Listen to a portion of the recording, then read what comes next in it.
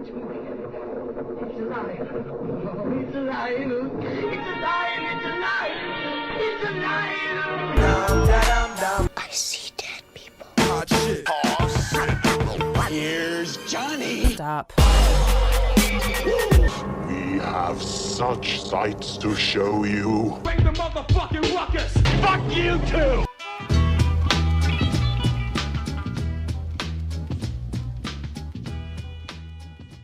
I need to start recording like right now because that is the funniest fucking thing.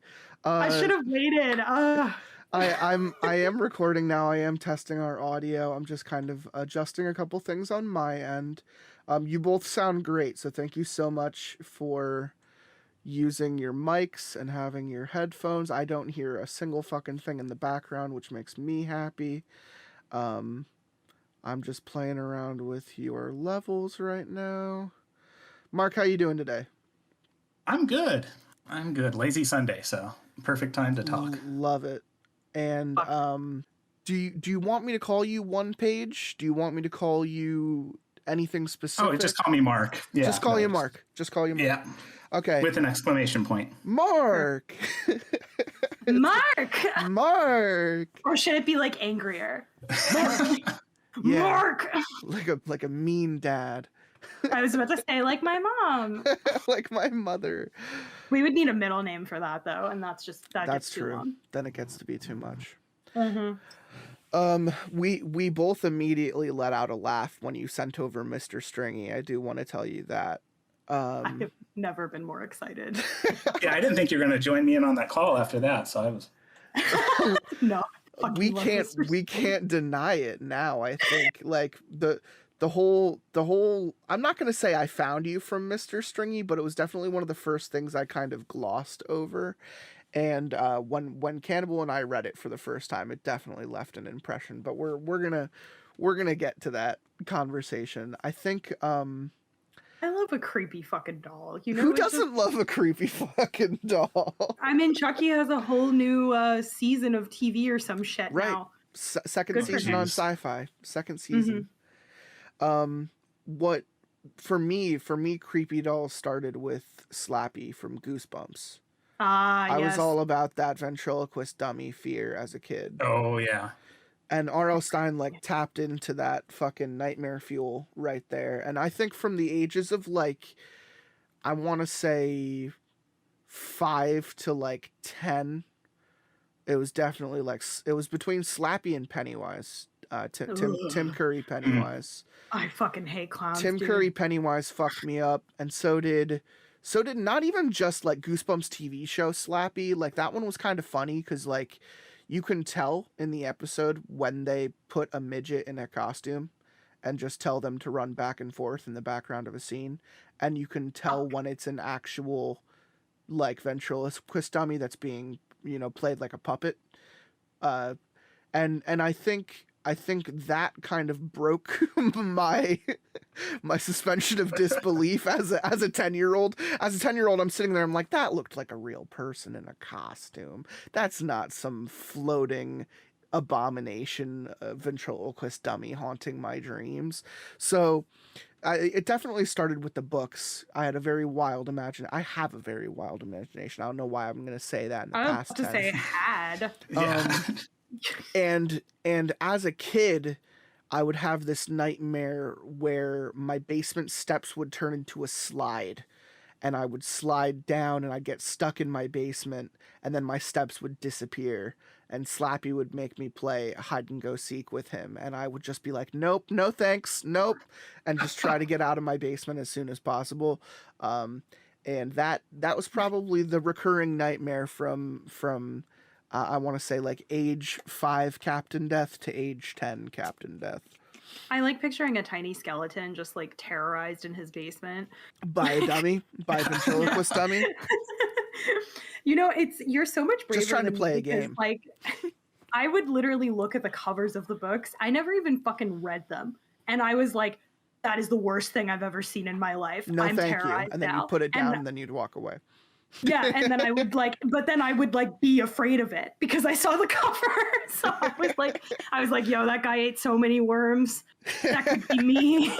That guy said cheese and died? No way, dude. Put How down horrible. the book, walk away. Which is funny because that's how I respond now to like anything vaguely supernatural. You just you say no thank you and you walk away. Mark, that's actually a great entry point. What Okay. like thing did you read when you were little that got you into like short story horror? I think as far as horror goes, my going back was book fairs at school. Yep. Oh, And yeah. I would always get the books on the supernatural, ghost stories, anything like that. And it was like the one time of the year I could actually get my hands on those, Right. Yes. and they were age appropriate, and so I would just scoop all of those up. So I that's definitely really where it remember the started. Scholastic Book Fair around here. That was definitely when I would pick up comics like the most. My parents wouldn't let me read a lot of comic books. They wanted to see me reading actual books, and I definitely remember stealing a couple of those and putting them in my backpack and never telling my parents about them. But when it came I was about to say. when it came to like little kids stories, I definitely remember, and I tell this story on the Schwartz episodes that we've recorded, the scary stories to tell in the dark. Yeah, I was literally just about to bring those up That's because those I did read. Yeah, speaking of covers that are terrifying, that was speaking of illustrations, Steve Yeah. Gamel, R.I.P. shout out. The art in those books will haunt me Forever. for the rest of my life. Yep. And I used to read those by flashlight under my covers at the age of like 8. And I would hide those under my pillow, hoping my mom wouldn't find those books and yell at me for reading them, because she knew something was giving me nightmares as a kid. And I being the fucker I was, would say, no, it's just spiders. I'm really afraid of spiders. And I wasn't afraid of spiders. I was afraid actively- of the man standing across the street from that one story where his like face is falling apart. You were like actively terrorizing yourself. I And, was. like, I was. I actually genuinely was. And my brother and I shared a room as a kid, so he also had to deal with it. And he also called me a fucking idiot multiple times. He's 4 years older than me, so he's sitting over there. He's already like 12 or 13, and he's like, "Will you stop fucking reading those stupid fucking stories in the middle of the night? I'm trying to fucking sleep. Stop crying and making noises over there." You know? And that was basically my childhood. The young Captain Death. What was it? The story about the girl with the boil full of spiders. I was like, yeah, that one definitely gave me a couple nightmares, and I would just summarize it by saying, yeah, I'm afraid of spiders to my mom. No, what I was really afraid of was spiders laying eggs inside my face. It's hard to quite say that when you're 8 years old. They really did that justice in the movie too. They just, wow. I can't believe Yeah, that out shit of all was the things they rated chose to do, PG-13. that was one of the ones they chose to do. I watched that movie and I definitely needed parental guidance, and I am very That much movie was not tough. 13, in Yeah, case you were wondering. That movie was a little tough for Scared the shit out of me. for pushing the boundary of a PG-13 rating. I didn't hate it. It's just when you read that series, you there's just so much to enjoy through the entire spectrum, and the wraparound narrative of trying to pull something like that together is just always very clunky. And you never quite get everything you want out of it. That was I still thought it was a fun little attempt, because they definitely brought in some of the more uncomfortable ones, like the spiders and the hugging woman, the woman at the end of the hallway, whatever that one was from. It's that slow moving inevitable that we were talking about Yes, last the It time. Follows. Yeah. It Follows. We love all different kinds of horror here on Losta Pasta, and I think one of our favorite tropes recently has been I am slowly approaching you, and there is nothing you can do about it. Not a damn thing. So we're running right into it. I'm gonna introduce today's guests. Obviously, I have Cannibal Siren here with me on today's wondrous milestone of a fucking episode. We're so excited for this episode. Excited. Like, I remember bringing this up like a year ago and being like, this has the prospect of happening. Yes. And she also was like, yeah. and then we like talked about it for like a year, and now we're finally doing it. Hell yeah. Hell yeah. We are so excited to have Mark here with us today. Author, self-proclaimed Mark ! The author of One Page Wonder, aka Stories to Read Alone at Night. Hello. It is so wonderful to have you here. I am so fucking pumped. This is episode 250. This is going to be the New Year's episode. So welcome to 2023, fuckers. We are getting spooky right off the bat. And what God we were... damn it, we're still alive. Yeah, hopefully at this point. So we are looking at we're looking at quite a story in front of us. You brought something to the table for this episode, and I have a game plan for this episode, right?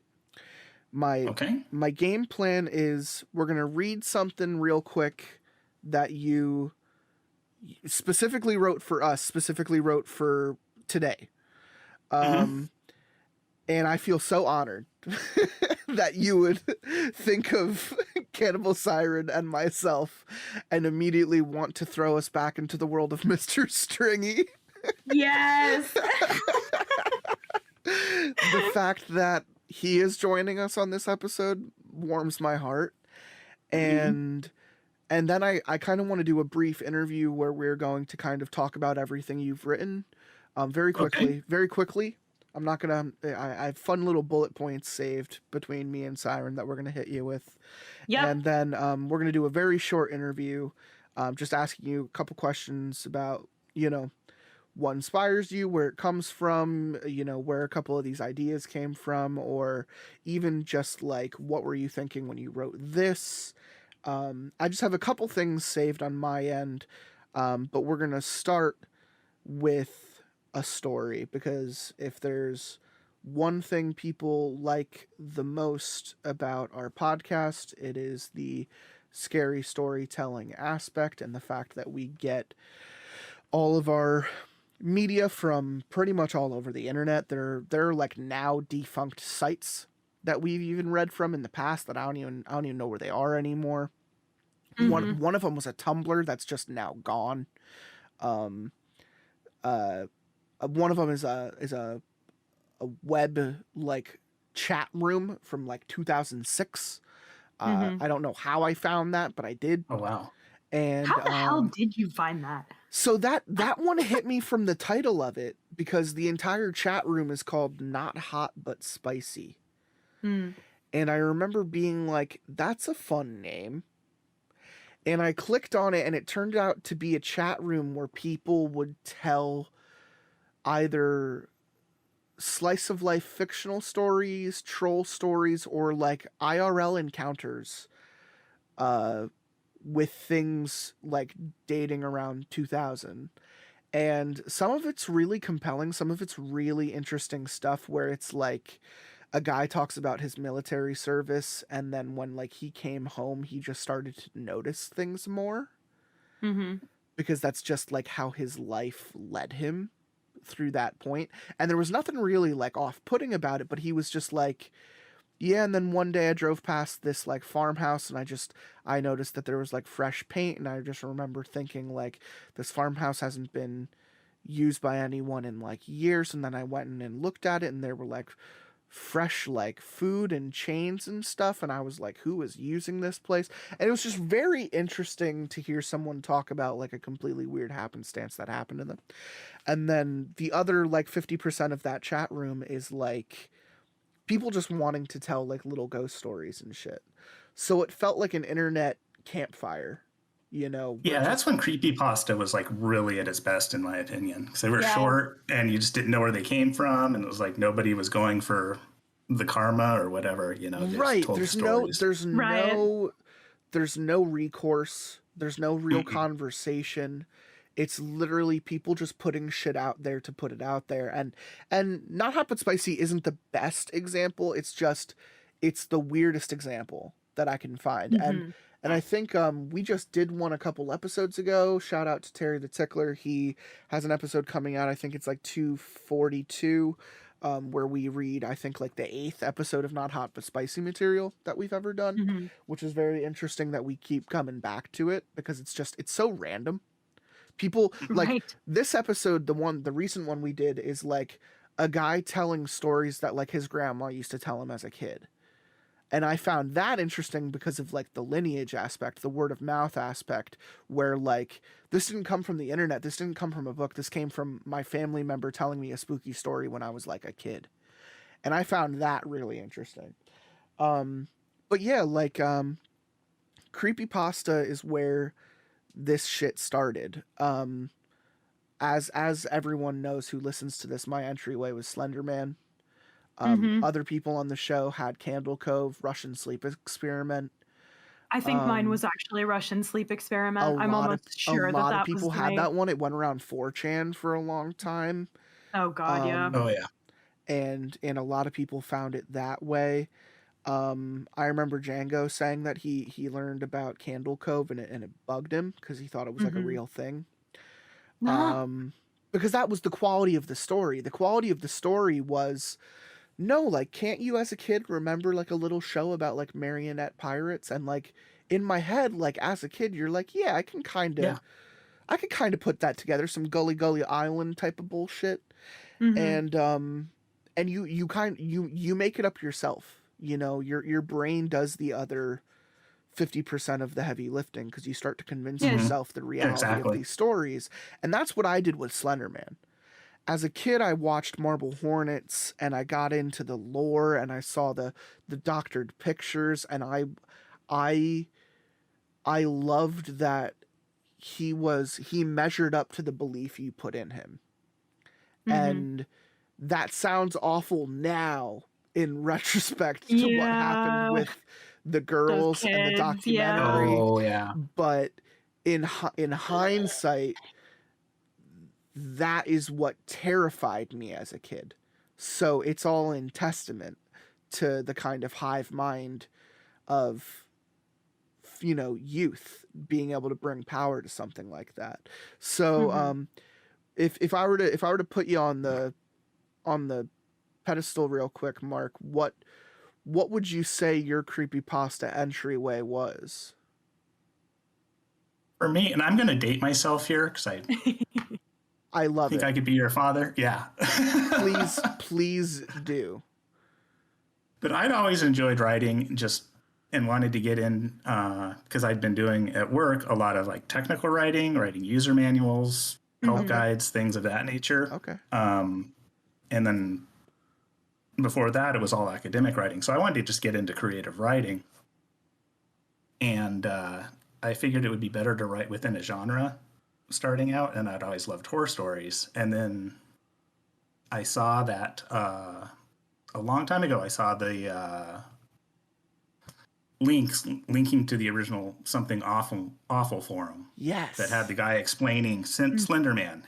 And he was like, oh, I just make these pictures and put them up on the web, and here's the backstory and stuff. Victor Surge, the original creator. The original guy. Yeah. And I was like, oh, wait, you can just like write stuff and put it on the internet. So that was how I got into writing creepypastas. No, that's not dating you at all, because I think I was getting into that when I was in high school, and I remember being like, oh, this is a thing, or witnessing a thing happen. I was a part of the YouTube generation as a kid. E-Bombs World, Newgrounds, Like Mhm. I Mhm. was into little horror flash video games and flash movies and stuff like pre-YouTube. So when YouTube did get started and just started throwing bullshit on there as like a 12-year-old, Mm-hmm. um I also came to the same kind of realization. I was like, we are witnessing people being able to just make shit up and put it on the internet Mhm. and completely sell it. And this is years after shit like Blair Witch, where I was already like convincing myself that people can make shit up like for widespread cinema. Like as a Mm-hmm. 10-year-old being explained Blair Witch by my father cuz he's telling me I can't go see it. You know, that's when I sort of came to this realization. I was like, "So is it a movie?" And he's like, "Well, no." "Well, yeah." "But no." And But also, I'm like, "So it's not all made up. It might be real." And he's like, I don't know." Well, that was the magic of the marketing of that film. That was the magic, and I True. remember the magic of Slenderman was seeing these photos and being like, this looks this looks really real. mm-hmm. And the internet only has vague information about it, and I cannot decipher the fiction from the reality on this. And that always boggled me as a kid. And when Marble Hornets did what they did and it kind of like trailed off and became something else, the beginning of that will still haunt me forever. And if you've never dabbled in Marble Hornets, maybe it's too late, because it's definitely a time period thing.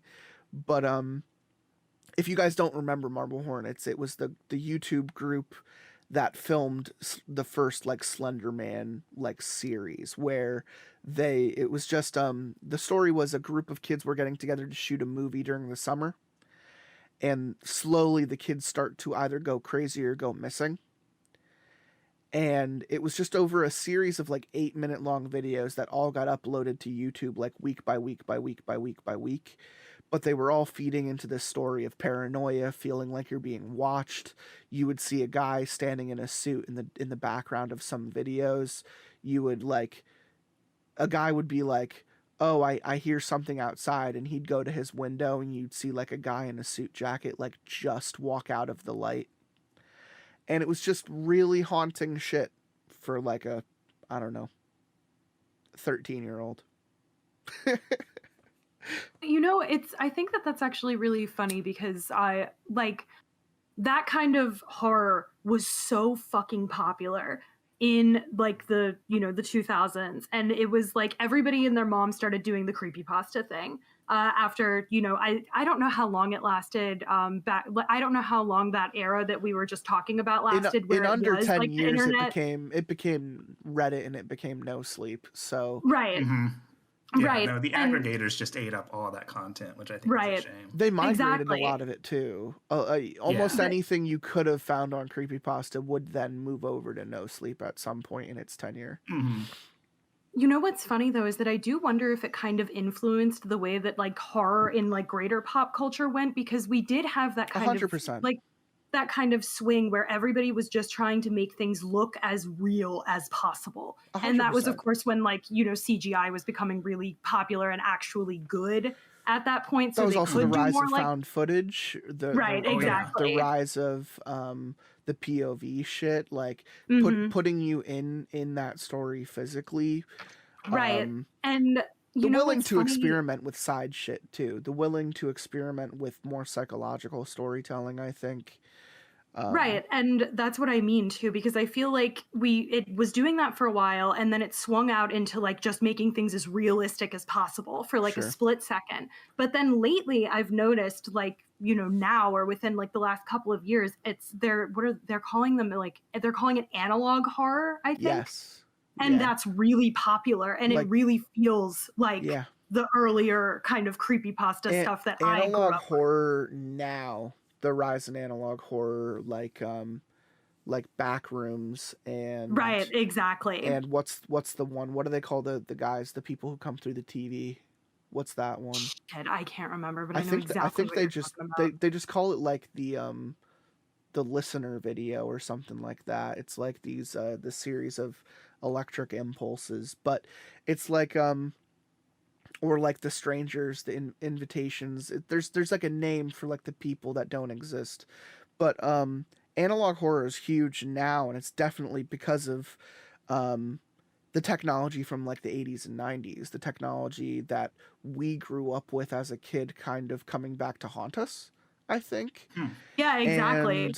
And there's something creepy about a CRV TV right now. Like there's something like, and I do think like Marble Hornets ran with that because the quality is very, it's a home video in the 90s and we're VHS taping this, you know, and like kids are flubbing lines and kids are trying to read a script, and then you just see like a guy standing in the background like that didn't really exist. And I'm going to go ahead and give M. Night Shyamalan a little bit of a nod.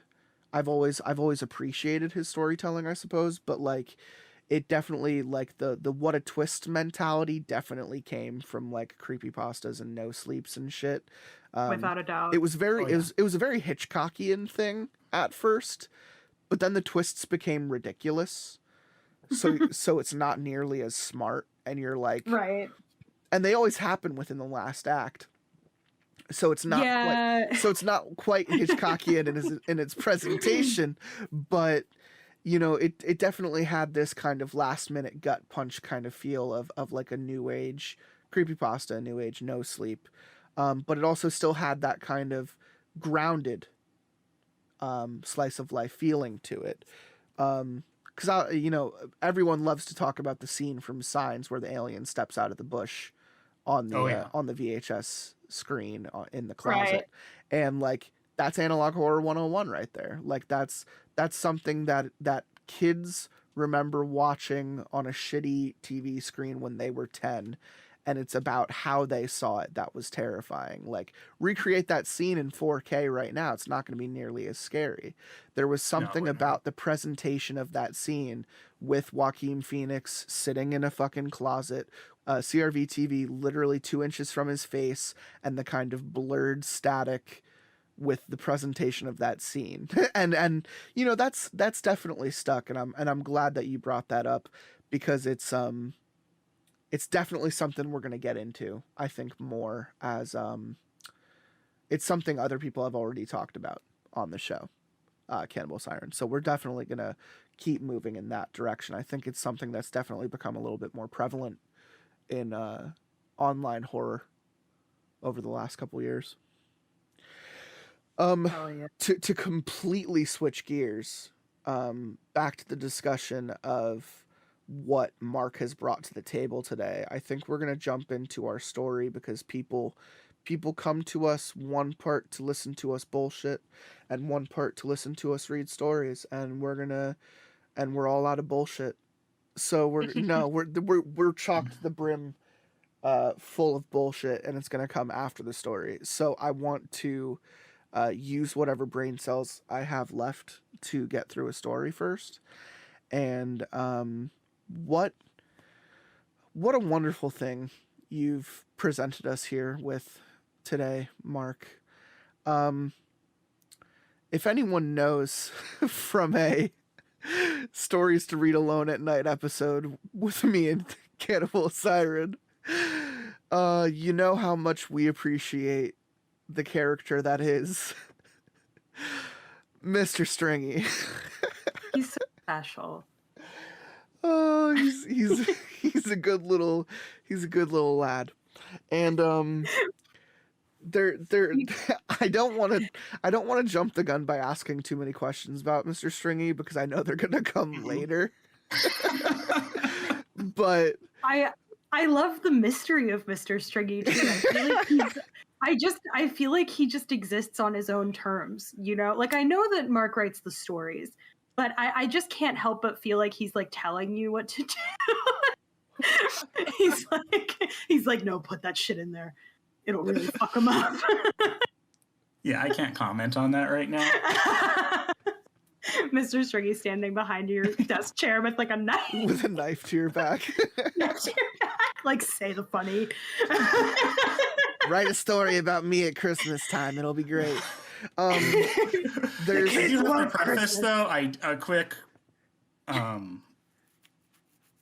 just word of note. This one's a little rough still. We ended up scheduling this podcast a little sooner than I was expecting, so you're going to be more proofreaders for me today. Since I would appreciate reading nothing more than the first draft of a Mr. Stringy Goes to Christmas, which is what it looks like we're going to read.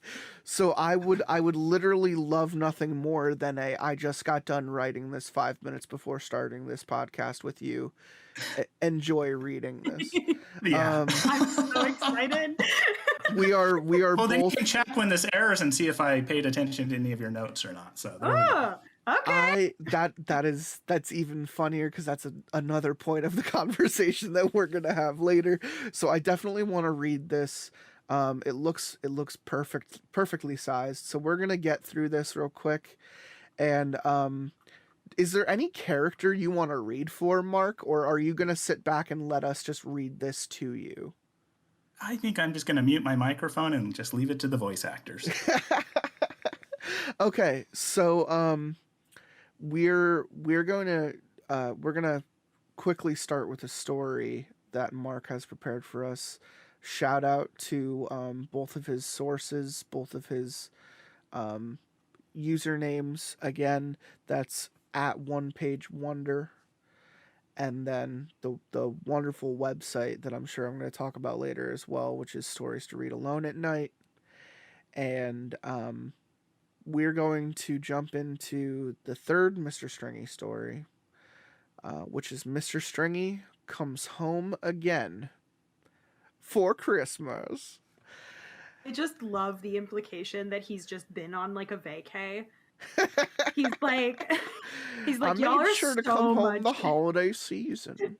He's like, these fucking crazy kids. I don't love them, but I have to show up for the holidays or they're gonna know I don't love them. It's so. little Timmy's first Christmas. I gotta stop by. And make sure Actually, they I'm know just thinking he's the next elf on a shelf, so I'm looking for the merchandise. Oh, opportunities. that's amazing. Bro, He should be the elf on the shelf for Halloween, Mr. Stringy. Yeah. Put your Mr. Stringy out next to the jack-o'-lanterns and see if your house is on fire the next day.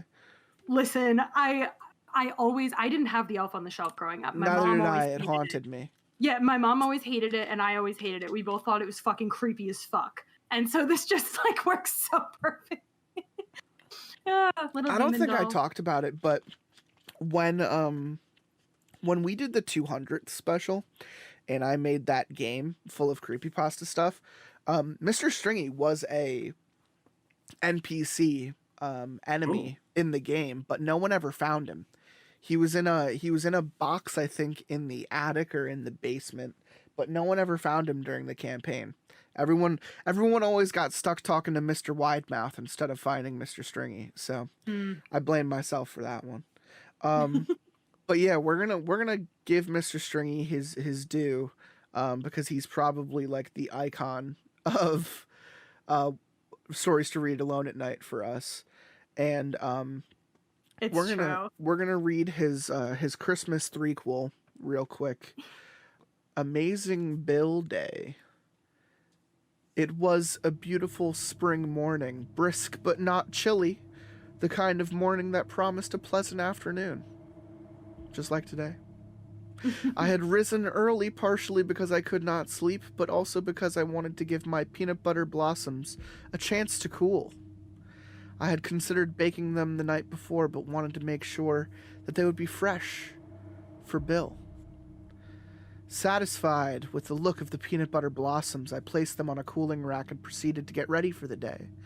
I rummaged through my clothes, trying to find something to wear, but everything seemed wrong. Unable to decide, I grabbed the usual jeans and a random t-shirt, accepting the fact that nothing I owned was in any way more stylish or different than anything else, nor was it different from anything anyone else wore. Mood. That is a mood. That was That's near true. impossible, given that everyone here shopped at the same few stores.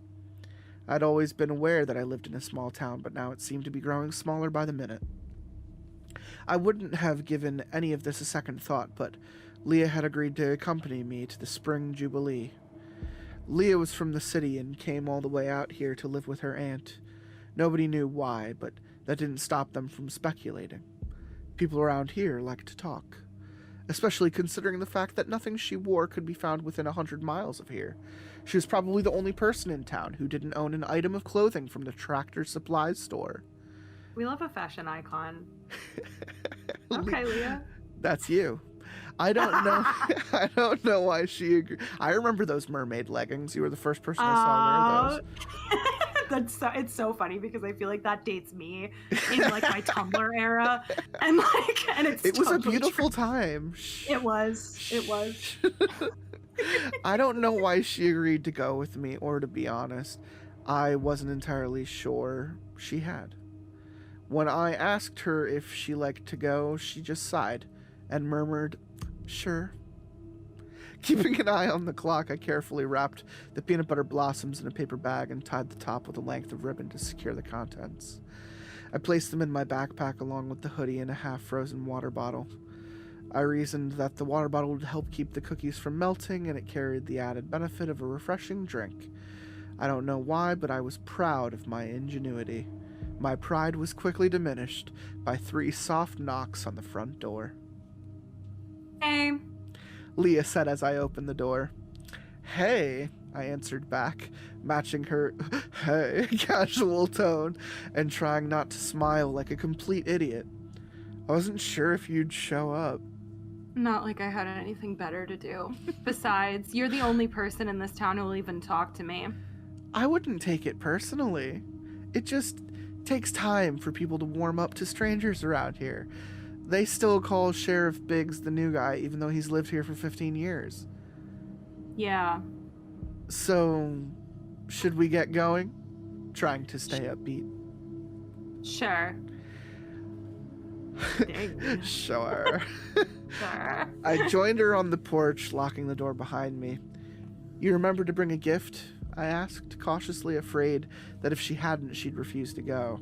I considered baking a batch of snickerdoodles as backup in case she forgot, but making a gift for someone else didn't feel in line with the spirit of Amazing Bill.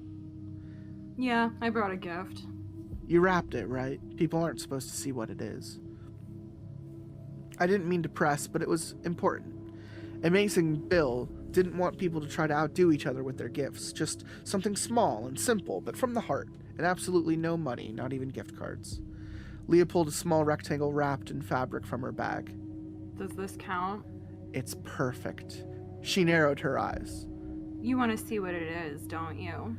I began to shake my head, but I couldn't mask my curiosity. It's probably not a bad idea, just to make sure it's keeping with the spirit. And she undid a safety pin and removed the cloth, revealing a framed ink drawing of a dragon in flight. In its talons, it held a pin-up girl who posed breathlessly with an open palm to her forehead. Hell yeah! I was gonna say, you're gonna get that tattooed. Yeah. I couldn't help but notice that the girl bore a striking resemblance to Leah. Well, I think he's going to love it, I finally said, distracted by the enormous breasts bursting from the pin-up's too-tight flannel shirt. She shot me a quizzical look. We walked along Main Street towards the fairgrounds. We called it the fairgrounds, but it was just whatever part of Jensen's Field. They were keeping fallow that year. Leah stopped after a few hundred yards and fished through her bag, producing a pack of cigarettes. She held them out, offering me one, but I shook my head. She shrugged and put one to her lips, and after lighting it, she took a drag. So, this Bill guy. What do you mean? I asked. It's Amazing Bill. He comes here every year for the spring jamboree. It's the reason most people go. Yeah, I get that, but why? You bring him gifts? Why? Well, they aren't really like gifts, not like what you'd give someone for their birthday, but like we like to call them tokens of appreciation, a small gesture to say thank you. At least that was how my mom had explained it to me. And in return, he reads your fortune. And you all come out for it? He doesn't read fortunes. He has a gift. He gives revelations. Oh my god, you're dragging me to some Jesus bullshit, aren't you? No, nothing like that. Hoping she wouldn't turn and run. It's Amazing Bill. Mostly he just says things like, stay in school and don't forget to floss. But sometimes he has, like, something important for you. Like, he told Hank O'Connor where to dig his well. And? Hank hit water where the geologist swore there wouldn't be any. And he told Annie Dreyer about the money from her mother's estate that her lawyer was hiding from her. The lawyer ended up going to prison. There's more, but everyone says that if Amazing Bill has a revelation for you, that you need to listen carefully. Leah looked startled. I didn't mean to scare her, but Amazing Bill could change your life. Like, don't worry. It's a good time. If you don't want to meet Bill, you don't have to. And there's also rides and games and other stuff. She stepped on her cigarette and we began to walk. To a psychic once. She said she sensed a bad presence around me and she could remove it for $500. Did you give her the money? Hell no. If she was so psychic, she would have known I didn't have $500. Amazing Bill would never do that. He would never cheat anyone. He's been coming here for longer than I've been alive, and no one has ever said anything bad about him. You might think we're just a bunch of dumb hicks, but we don't take that kind of nonsense. Think that? At least not about all of you. I contemplated whether or not that was a compliment as we continued along. Soon, the sights of the Jubilee came into view. A Ferris wheel greeted us festively above the rooftops of brightly colored tents. It was early still, but there were already numerous cars parked haphazardly around the field, and the breeze beckoned us with a bouquet of funnel cakes and barbecue. That's Amazing Bill's tent, I informed her as we approached. A small crowd had already gathered, forming a disorganized queue around the brightly colored carnival tent. Every year, Amazing Bill rides in from the west at noon sharp, and when he's done, he rides east. Nobody knows why. Nobody's ever followed him? I don't think anyone would, ever disrespect him like that. Besides, he drives like a complete maniac. It was still early, so we took the opportunity to amble about the fairgrounds, browsing the various craft items and foodstuffs the vendors peddled from their stalls. Leah caught obvious stares from the townsfolk, and it wasn't until we were out among them that I understood why. Her jet black hair and ripped jean jacket, replete with pins of bands I'd never heard of, contrasted heavily with the floral dresses and cowboy boots the other girls were so fond of wearing. But if she noticed the stares, she didn't let on. Mark, you from my hometown. You might have written this about my hometown.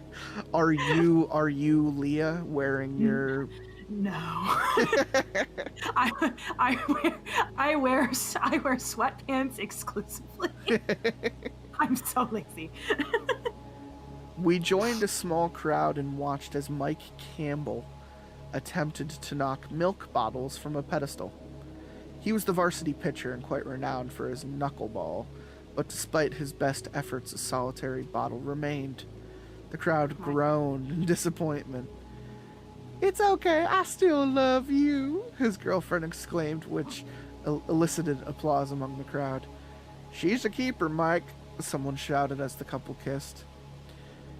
They used to have a guess your weight booth that used to really draw the crowds. Mr. Davis, the auctioneer, ran it. He really put on a show. What happened? Well, he took it really seriously, poking and prodding people and talking about them in his auctioneer voice like they were cattle. And the thing was, he always guessed right. And then one time, Mrs. Haley entered the booth, and she's a big woman, so this drew an even larger crowd, and everyone just kind of held their breath, waiting to see what Mr. Davis would do. And without missing a beat, he went into his routine. He circled her, sizing her up, but then he stopped. "I'm sorry, Mrs. Davis," he said, handing her dollar back, "but the scale only goes up to $3.50. And Mrs. Haley stomped off in a huff, and not a minute later, Mr. Haley stormed in, threatening to get his gun from his fully equipped F-250 extended cab. Well, and after that, the town agreed that the Guess Your Weight booth probably wasn't in keeping with the times. But why did he include the part about the truck? She asked, overlooking the pure comedy of someone being too fat for the Guess Your Weight booth. Well, Mr. Haley owns the Ford dealership and never misses a chance at self-promotion, I said, remembering that she was new to town. Well, at least everyone learned a lesson in body positivity, even if it was at the threat of violence. I think it was mostly about the violence. People here are proud of the fact that we don't have those big city problems. I checked the time and decided that we'd best head back to Amazing Bill's tent. I wanted to make sure that we got a good place in line and didn't want Leah to miss his grand entrance. We filed into the queue and joined the crowd in staring west. We waited in silent anticipation as the clock neared 12. Any second now, you'll see. Amazing Bill's always right on time. There he is, someone shouted, pointing to a wisp of dust in the distance. The wisp gradually turned into a plume, and soon the engine of Amazing Bill's motorcycle was audible, growing from a low rumble to a roar. People cheered. Amazing Bill had returned, promises kept. He sped into the fairground on his signature black and chrome bike, a small empty trailer in tow. He raced to the front of the tent and abruptly stopped, blanketing the crowd in a cloud of dust. We all applauded and hooted as he jumped from the seat. It was Bill, all right, with his signature riding chaps, his silver hair and matching handlebar mustache, right down to his black shirt emblazoned with a coyote howling at a full moon. Leah asked as he No, I strutted... said, hold on, I'm sorry, I was making a joke. That's Amazing Bill. Leah asked as he strutted to and fro, sizing up the crowd. The one and the only. What was the joke you were making? Oh, I just said smash. Smash. Yeah. So, I like Amazing Bill. I immediately thought of how Paul Rudd enters any of the seasons of Wet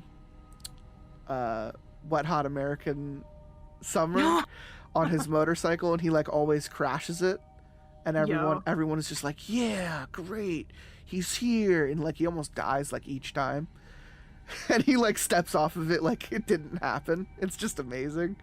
I think Bill has that kind of joie de vivre. The energy. Yeah.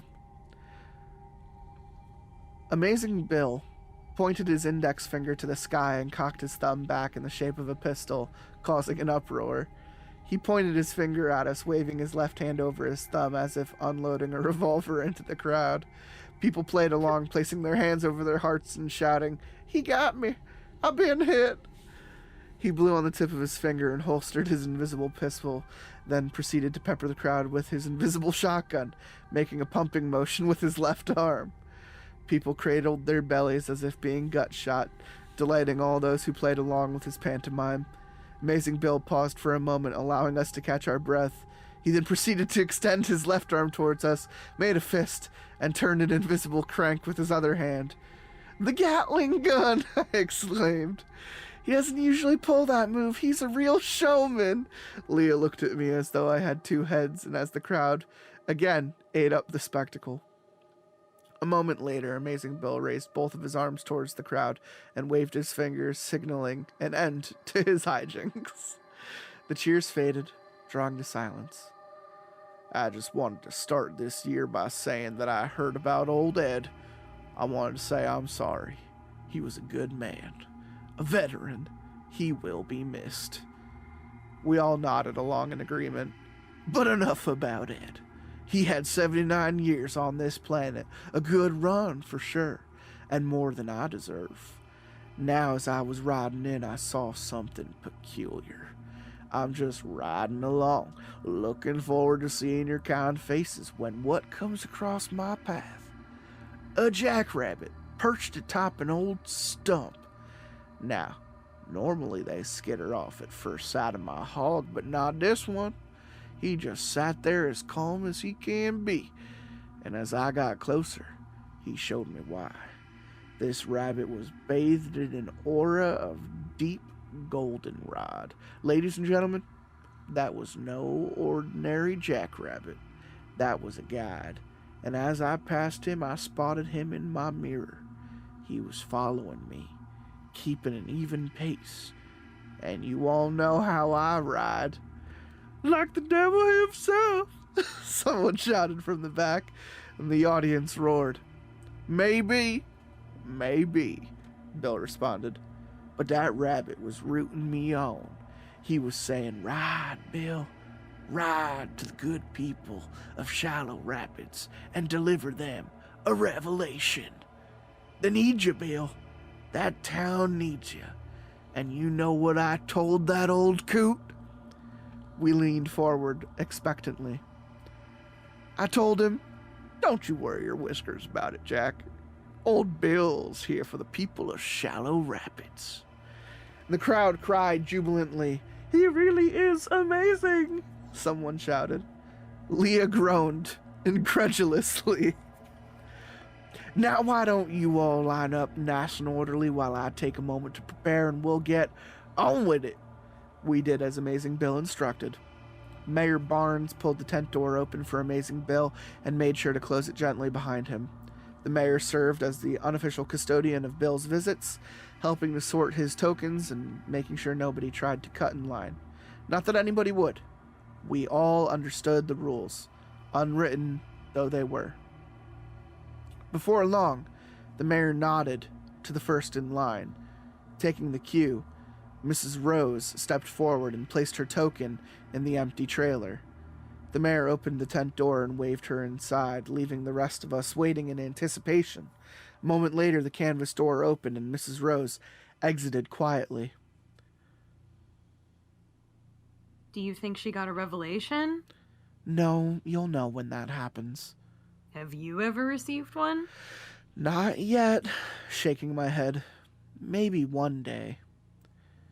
People filed in and out as the day drew on. The sun was now high in the sky and no one had yet received a revelation. People entered and soon exited the tent in steady fashion. Some emerged crestfallen, some looked comforted, others nonchalant. People began to murmur, wondering aloud why Bill had yet to deliver. Maybe he's lost his touch, I heard someone say. Maybe he's disappointed with the tokens this year, someone else followed. But the speculation soon ended with Will Gorman. Like everyone else, he placed his token in the trailer and quietly entered the tent. Only, he didn't emerge for a good 5 minutes, and when he did, he gave the crowd a once-over and walked intently to his truck, leaving with a small wake of dust and grass clippings as he drove away. The mayor poked his head in the door and called, "Revelation!" He widened the flap, giving sight to Amazing Bill lying unconscious on the ground inside. We all cheered. That's it. That's a revelation. That's how you know. I knew he'd deliver. A voice said. We were wrong to doubt him. Another chimed in. The crowd was rejuvenated. The air was electric. Only a few people now remained between us and Amazing Bill. Is it true what you said? Is what true? That a revelation can change your life? Well, sure. Everyone says that if Bill has a revelation for you, listen carefully. Is that why that guy booked it out of here so fast? I think that people don't want to draw too much attention to themselves if they're about to come into something good. And that was true. Come into some money around here and suddenly everyone is a best friend or distant relative. Makes sense. But I wouldn't worry too much about it. Very few people ever get a revelation. It's better not to overthink it. It's like dreaming about winning the lottery. Anyways, you want to get something to eat after this? God, yes, I'm starving. You've got to try the barbecue. It's the best around. Wondering if this counted as a date. Ooh. Spicy. Spicy. Next, the mayor called. I hadn't realized that we were already in the front of the line. Ladies first, I said, motioning to Leah. Ladies first, Sure. I said, motioning to Leah. Sure, why not? She placed her token in the trailer and entered the tent. Time passed slowly as I waited for her to emerge. After several minutes, she reappeared. She wore a strange expression that I couldn't make head or tails of, but that was hardly out of the ordinary. "Revelation!"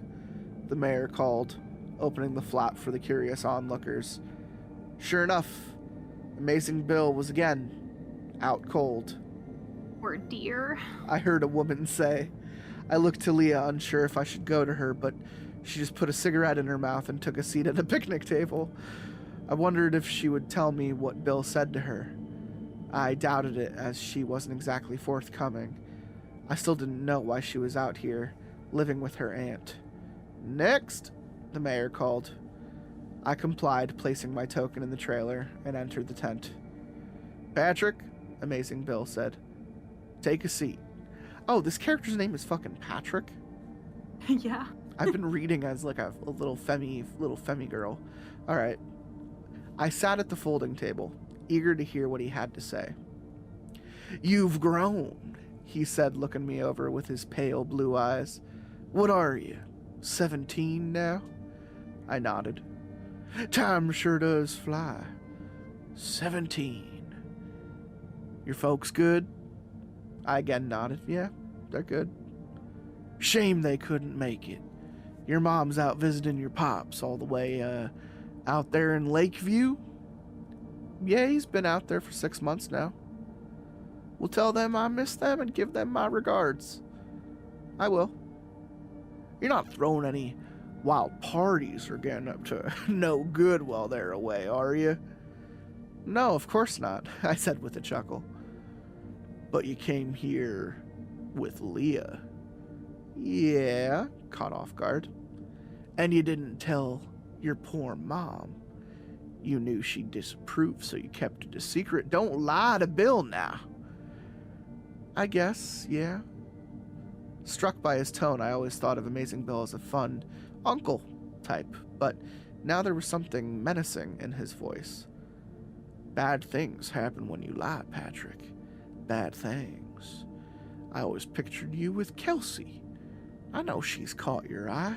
She's a sweet thing. She's from here, good family. And Leah, why, she's as sour as a crab apple."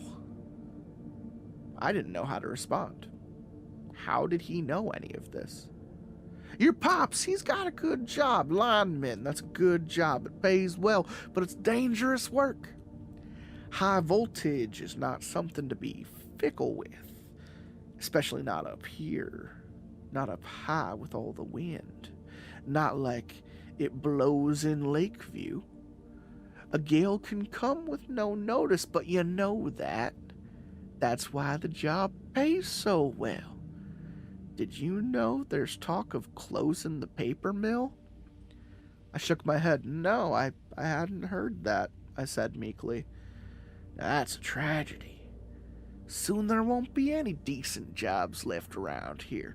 It's a mighty good thing your pops has his, unless, of course, the wind." "The wind?" "It can blow strange when you invite the undesirable, the unwanted. She's keen on you, but not like you think. She wants to take you away from here to poison your mind. Ideas like that, they grow like a cancer. I'll tell you this because I'm worried about you, Patrick. Why, when I rode in, I thought to myself, look how Patrick's grown. Now that's a promising young man, one of Shallow Rapids' finest. But the wind blows, Patrick." I was a deer in headlights. "Now come to your senses, Patrick. You don't want her. Nobody here does. People talk, Patrick. You can't be seen with her. It's a disgrace, truly a disgrace. Your poor mother." His pale blue eyes now appeared solid white under the shifting light of the tent canvas. "Take Leah home, Patrick. Take her home on the back road. Mr. Gorman will meet you there by the bridge. By the bridge there's a copse. It's that copse. There's an oak on the ground. By the oak is a dead branch. It's heavy. It's old growth. It's waiting for you. One swing, Patrick. One swing with that branch and Mr. Gorman will take care of the rest." Amazing Bill slumped in his chair and fell to the floor. I sat there for a moment, nonplussed by what had just transpired. But his voice was engraved in my brain, a record scratch on the conscience, endlessly repeating. I knew what I had to do. I emerged from the tent, the sunlight temporarily blinding me. I heard the mayor call Revelation, but it sounded distant. The crowd cheered, but I might as well have been in Lakeview with my folks. I spotted Leah in the distance, still sat at the picnic table, and headed her way. 2 revelations. She said, not looking up from her cigarette. Yeah, I replied. That's something. I think I'm getting a migraine. Can we go? She said, rubbing her temples. Yeah, if you're not feeling well, we can take the shortcut. The back road is much faster. Anything to get away from here. She got up and we began to walk. People gave us a wide berth. I suppose it wasn't unusual given the circumstances. Back-to-back revelations were never unheard of. People were probably already beginning to talk. I wonder what they were saying. We crossed the fields to the back road. I spied the bridge up ahead. It wouldn't be long now. I listened carefully, and I would do what it takes to keep my family safe. We weather our storms here in Shallow Rapids. We may not be stylish, but we weather our storms. As we crossed the bridge, I caught sight of the cops. I strengthened my resolve. Amazing Bill wouldn't let me down. It's a nice day today, I said, trying to act natural. It's a shame we couldn't stick around for the barbecue. Ride the Ferris wheel. Thought it might be fun if we rode it together. I knew she was lying, but didn't have time to dwell on it. I spotted the oak as we walked, and sure enough, the branch that Amazing Bill spoke of laid conspicuously at its side. He had kept his word, and now I must keep mine. I stopped, pretending to tie my shoe as Leah walked ahead. My diversion might have been childish, but it seemed to work. I made my way to the branch, making sure that Leah didn't turn around, but she just walked slowly along an old woodpile that laid haphazardly beside the road. I grabbed the branch and approached her swiftly and silently. It would be easy, Amazing Bill had assured me. It was for the best. I was near striking distance when the sound of a car caught our attention. Her back still to me, we both watched as Mr. Gorman's truck crested the hill. One strike, I thought. One strike. She's undesirable. She's dangerous. Just curious. Leah said, her back still turned to me. But what was your revelation? I looked up to her to find her fixated on the truck. It came to a stop, and Mr. Gorman exited the cab and began walking towards us just as Bill has promised. Nothing really, I said, winding up the branch like a baseball bat. Just to mind my parents. Strange. Because he told me never to swim after eating. I struck, but was a little late. The branch connected with her temple as she pivoted toward me. I saw a glint of light, but it wasn't until I felt the heavy blow to my side that I realized we were playing the same game. It was an axe. Dull, but that didn't stop her from wedging it just beneath my armpit. She must have fished it from the woodpile. We both fell to the ground, neither in any condition to get up. Mr. Gorman was nearer now. He knew me, my family. He would help. I'm sorry, I struggled to say. I tried to get up to finish it, but it was no use. I sensed that she was attempting to do the same. Don't worry about me. Her speech was slurred. I thought that an odd thing for her to say as Mr. Gorman approached. Surely he would help finish the job just as Bill had said he would. Mr. Gorman to the rescue, dragging 2 burlap sacks. You pulled a fast one on us, Mark. Pranked. We got I love it. I love it. I actually love this. we got by the potential of Mr. Stringy coming to jangle our bones. I would never do that to you. I love that you did, because all my expectations went out the window, and that was wonderful. That was a wonderful little story. Oh, thank you. Yeah, I can't believe that's a first draft, dude. What's your title for this one? Amazing Bill Day. Okay. See, I saw that. I saw the top of it, and I was like, amazing Bill. I was like trying to like connect it to Mr. Stringy. I was like, did they name the baby Bill? I don't remember the baby's name being Bill. It still works as the first line of the story, though. Like it's like the first thought that the character has when they wake up that morning, you know? Like you don't need to say something as trite as, I rolled out of bed and I looked at the calendar. Amazing Bill Day. Like for the first sentence of the story, like I read it how I read it, and I was like, that's interesting. Amazing Right? Bill Day. And I mean, I talk about this all the time. I love a good cult. Oh, And yeah. this is giving me like the finest, beautifully aged cult energy. I loved it so much. Without quite digging into it, you know. Right. It was like, very something wicked this way comes, you know. It hit all the right tropes without being predictable. Right. Oh, good. I also it's one of those ones where you put the ending together like right when you're becoming aware that they're both in on it. So like literally within that page where it ends, you're like, yeah. So I really appreciated that. I love holding all those cards until the last moment. That's a very that is something that you've done in other stories that you've written, but I think usually your restraint to let those cards go is a little bit higher.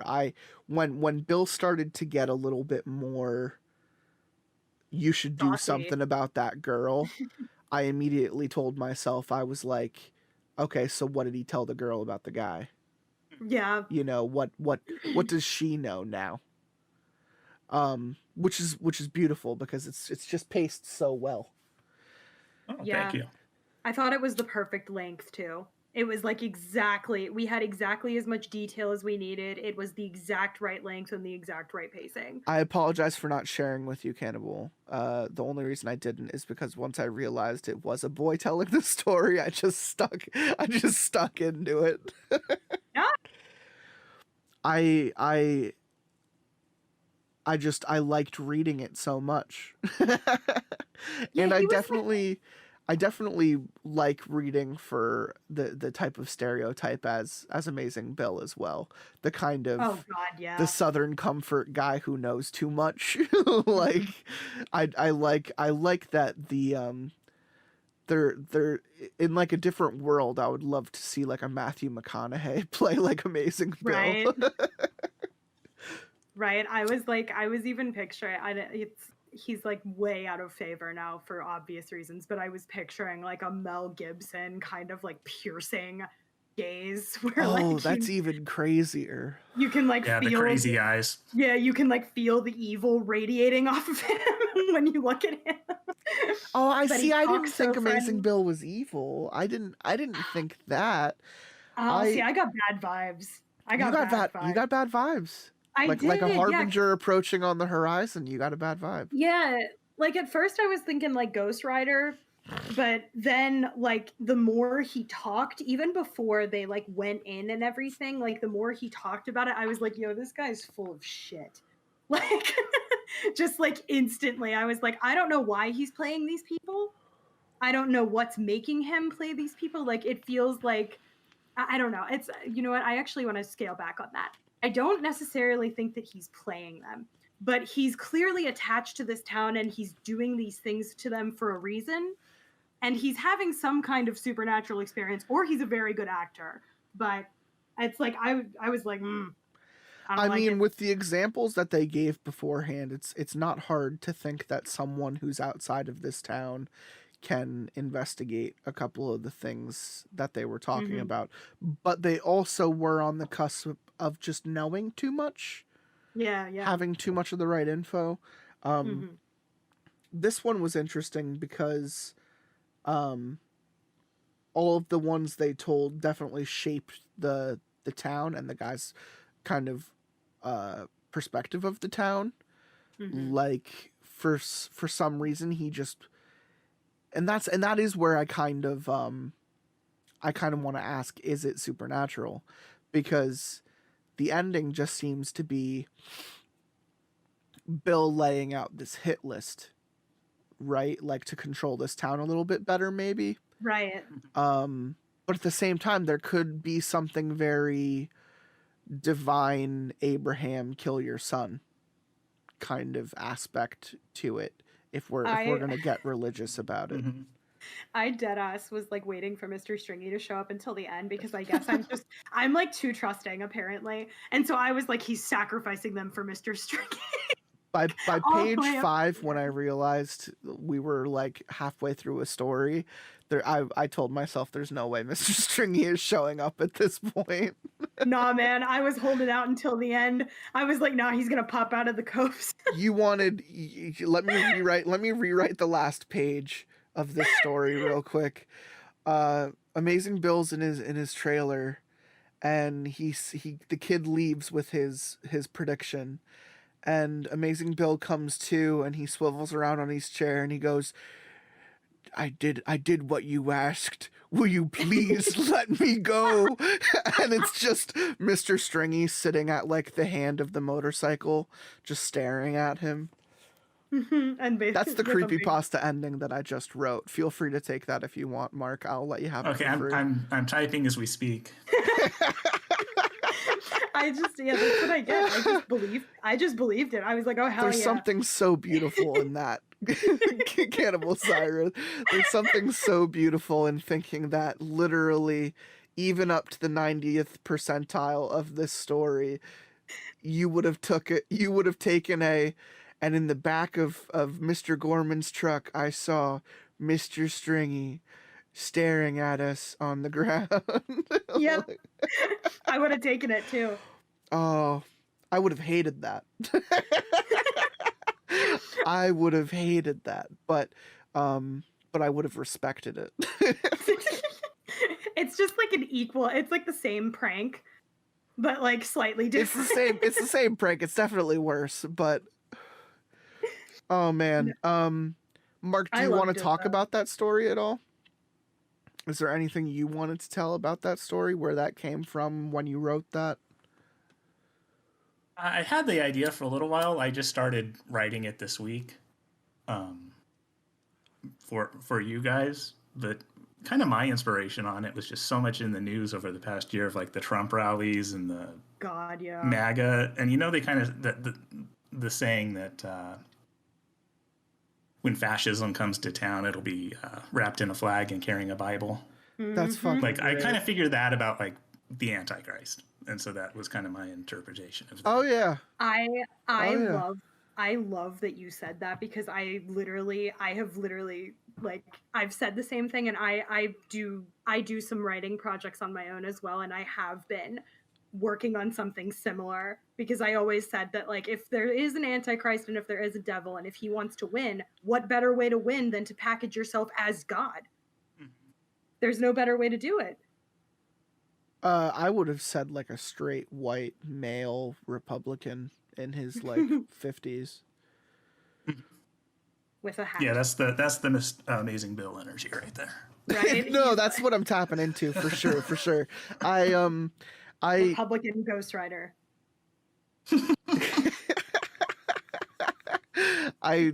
That's such an awful summation of character, but it's also on point.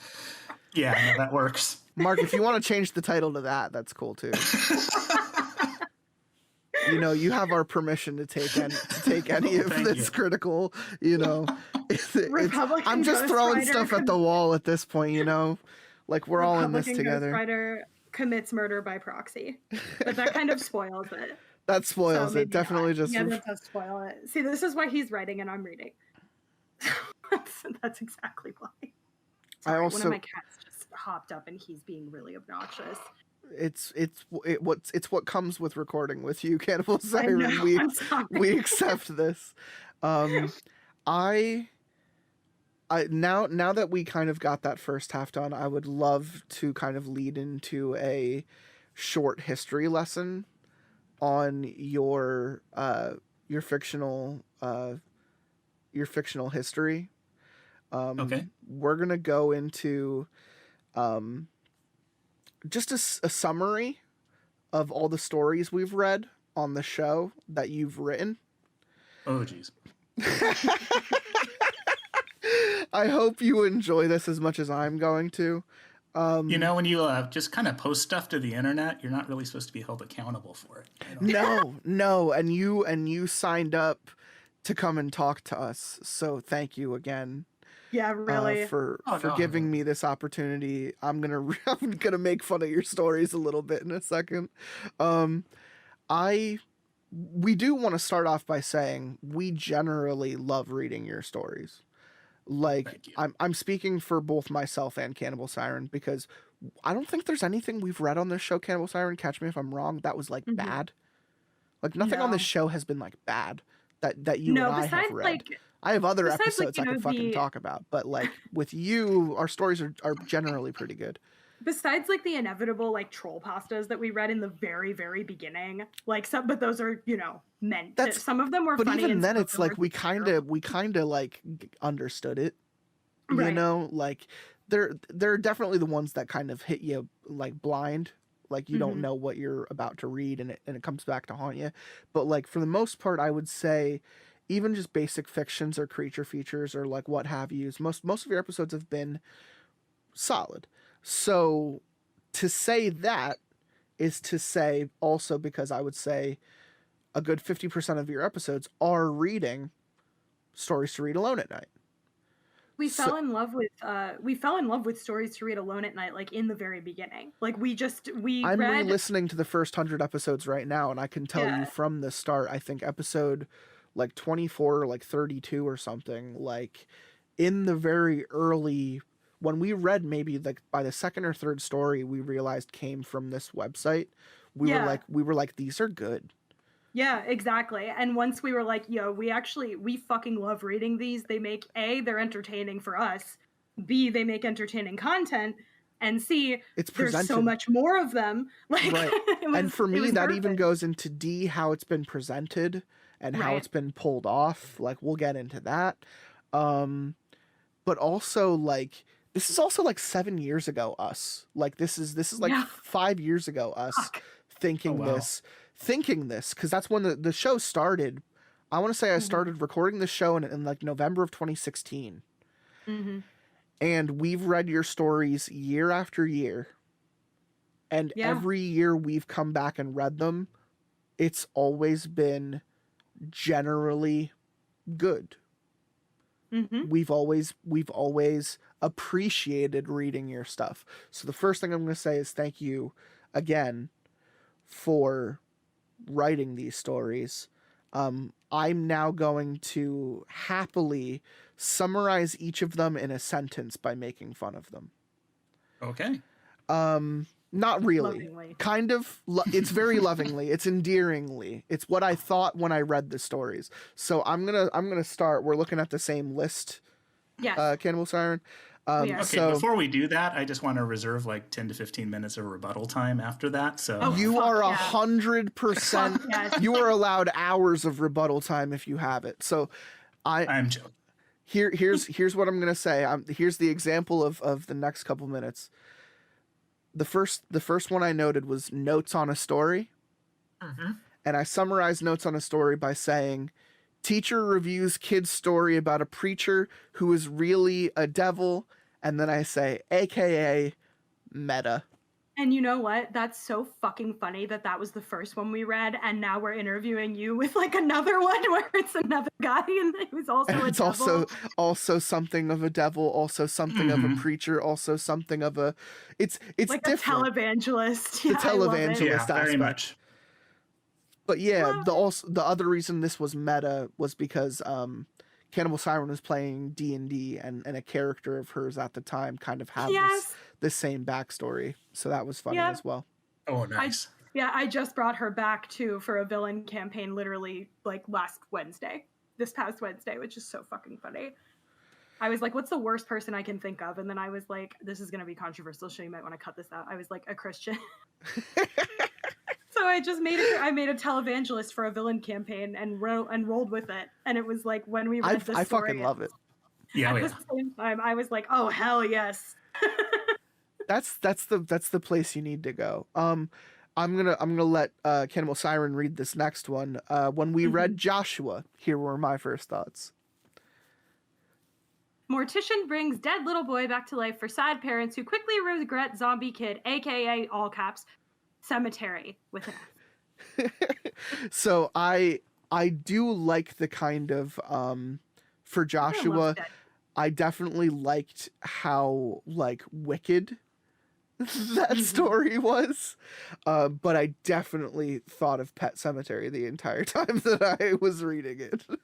Who doesn't love like an Evil Dead kid though? Everyone loves. Oh no, kids. everyone loves Evil Dead kids, or even just evil kids in general. Yeah, true. Oh yeah. They're creepy. So creepy. The next one I wrote was Eleanor. I love that And one. I said, dark room, trapped, alone with a girl, aka, oh no, the girl is a monster and it's going to eat me. Oh my god. How many O's are there? 1, 2, Like 3, 17. so many. Hell yeah.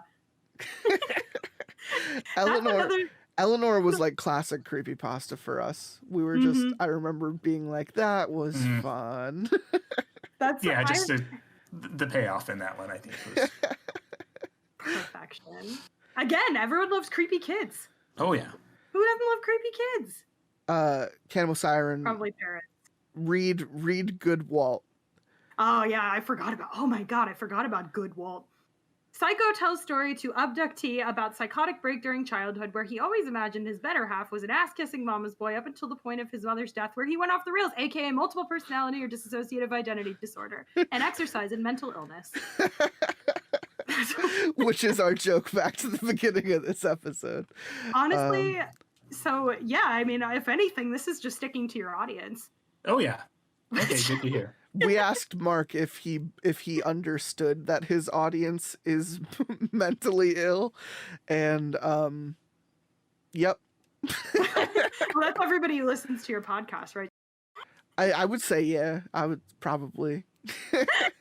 I mean, you know, it is what it is. You know, like, same. Honestly, like #same. Yeah, right. I love this one. Favorite. Do you remember this one? Oh fuck yeah, I remember this Channel one. 71. We loved Channel 71. Loved. I call this one evil TV set in my chimney made me eat way too much chicken and kill my wife, aka new house on the market. I mean, who hasn't had that experience? I think everybody's done that. I know I'm summarizing this story to the most devilish intent possible, but when you break it down, that really is the story. I ate so much chicken and haunted myself so bad that it made me murder my hot girlfriend. It happens. It does. What other purpose is there to move in with your hot girlfriend than to either A, star in a rom-com, or B, star in a horror movie? There is no in between. There is no in between. I love that. There is no in between. Your relationship is a horror movie or a romantic comedy. You can pick. The next one we read was one that we actually read on the show twice. I read it with two different people. Wow.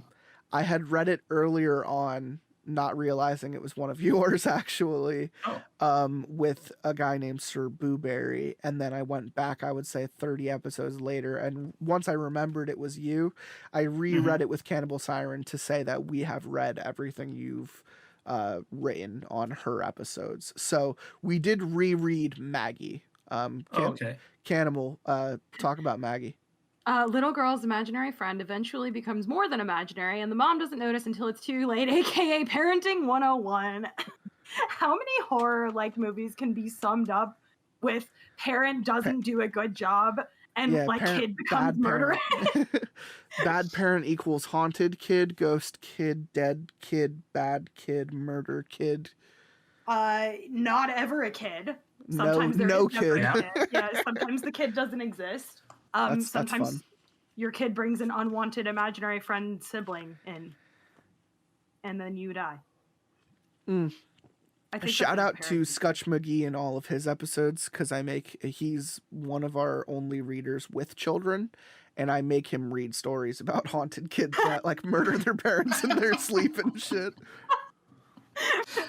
The fear is real. He always looks at me like when we're recording and I usually cut it. He always looks at me and goes, "What the fuck, man?" He's like, "What the fuck? Why you make me read this shit? Now I'm not gonna be able to sleep. I'm gonna think my 4-year-old is standing over me with a knife." Maybe she is. Who knows? Well, she has before, which is why he doesn't want to talk about it. No, waking up in the middle of the night and finding your kid standing over you is terrifying. I see. This is why I don't have any children. This is why I never will have any children. Because I just like I'm an adult woman and I live in an apartment as an adult in an adult apartment, and I still close my goddamn closet door every night because it can't be open. Oh no. And sometimes my cats have figured out how to open this closet door now because it's a sliding thing. So sometimes I wake up in the middle of the night and the closet door is like cracked, and it wasn't when I went to sleep. And I know logically it was those fucking cats. However, they're the wild card in your formula, so you have to say it was them, or else you will go insane thinking it's an otherworldly presence. I will literally shit myself. So if I throw a kid in that mix, that kid's gonna get punched. That's what I think. I'm gonna get arrested.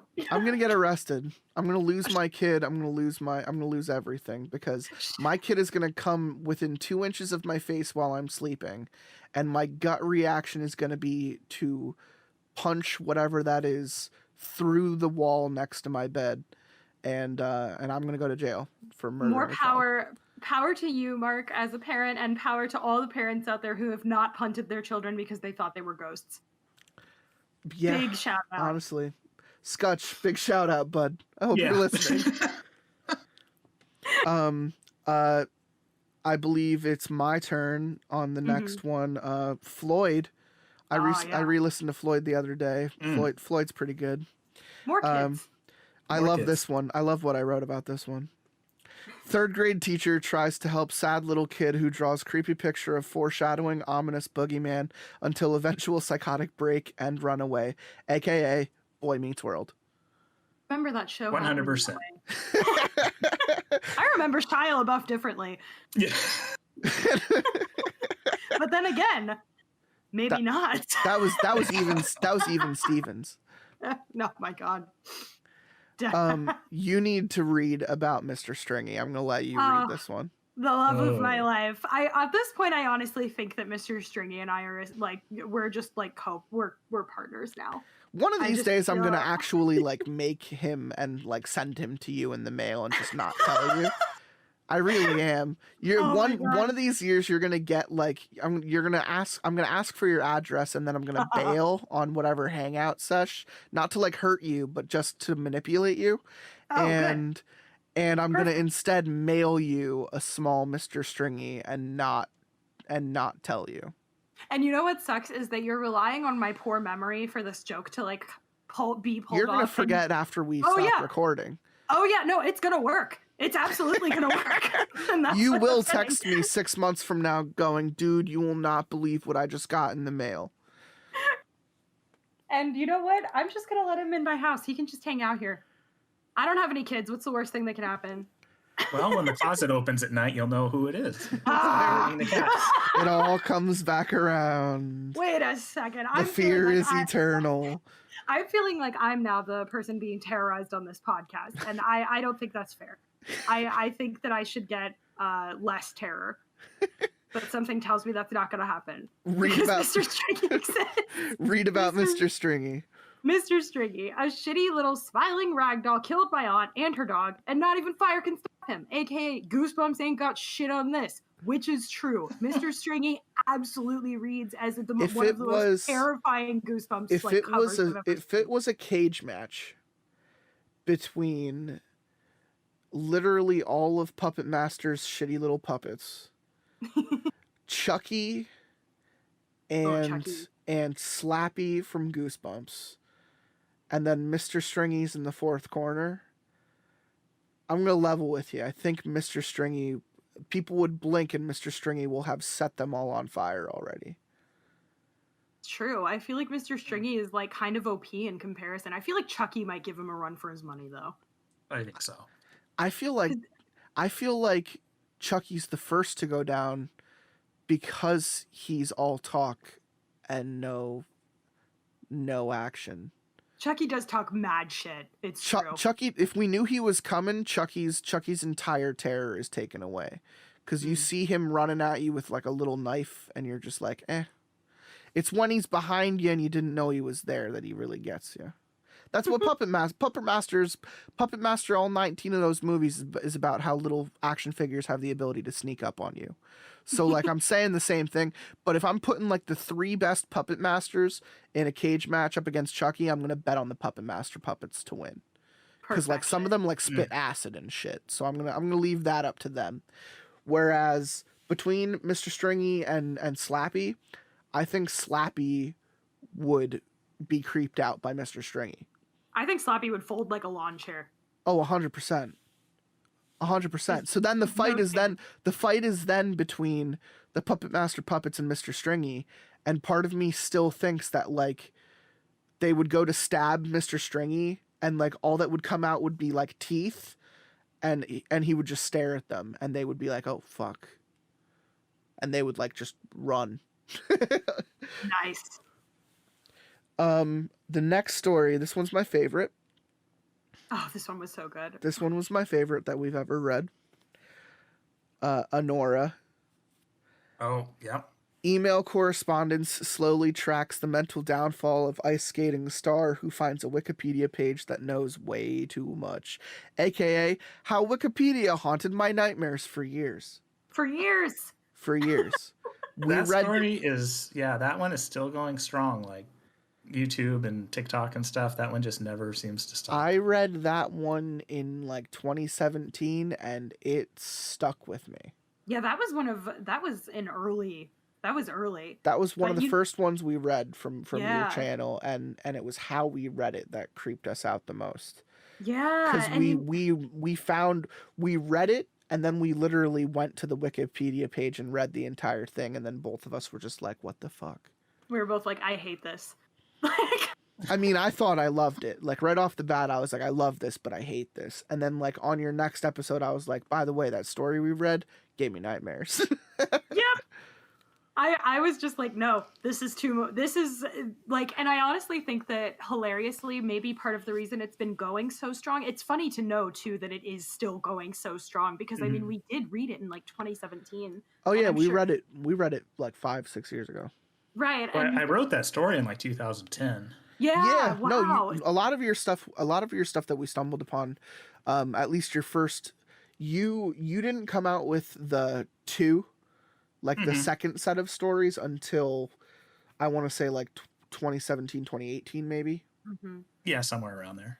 So we found your first set of stories like pretty much at the start of the podcast. Right. So it's one of the first ones I pulled from. Yeah, and I was going to say, like, Wikipedia has somehow never stopped being relevant. So I feel like it's like the perfect format, hilariously, because it's one of the most immortal, like, internet mediums, I think, that's existed. Well, my friends have also some quick time video Right. or something, you know. Right, or flash video. Yeah. Mm-hmm, exactly. Like, it's literally the perfect format to keep, like, a story going. Any type of narrative. Any type of narrative, because my friends have shown me, I don't know if it's just us being weird in high school, but like we made like Wikipedias of each other. Like we would just make up shit, and then like I would steal a picture from my friends like MySpace, and I would go to Wikipedia and I'd make up like the shittiest story about them and be like, dude, look at what Wikipedia says about you. And he would just like laugh and then go and make one about me, and we would just keep this thing going until it's just pages of bullshit. And naturally Wikipedia deletes these things after like I don't know, like a month or two of kind of going through all the bullshit that they have. Right. But yeah, there were at times just like entire scathing reviews of one another on Wikipedia. So it didn't surprise me that this sat with me very well because it reminded me of something I was capable of. But it was used for such a horrifying extent. And that's where I was like, oh fuck.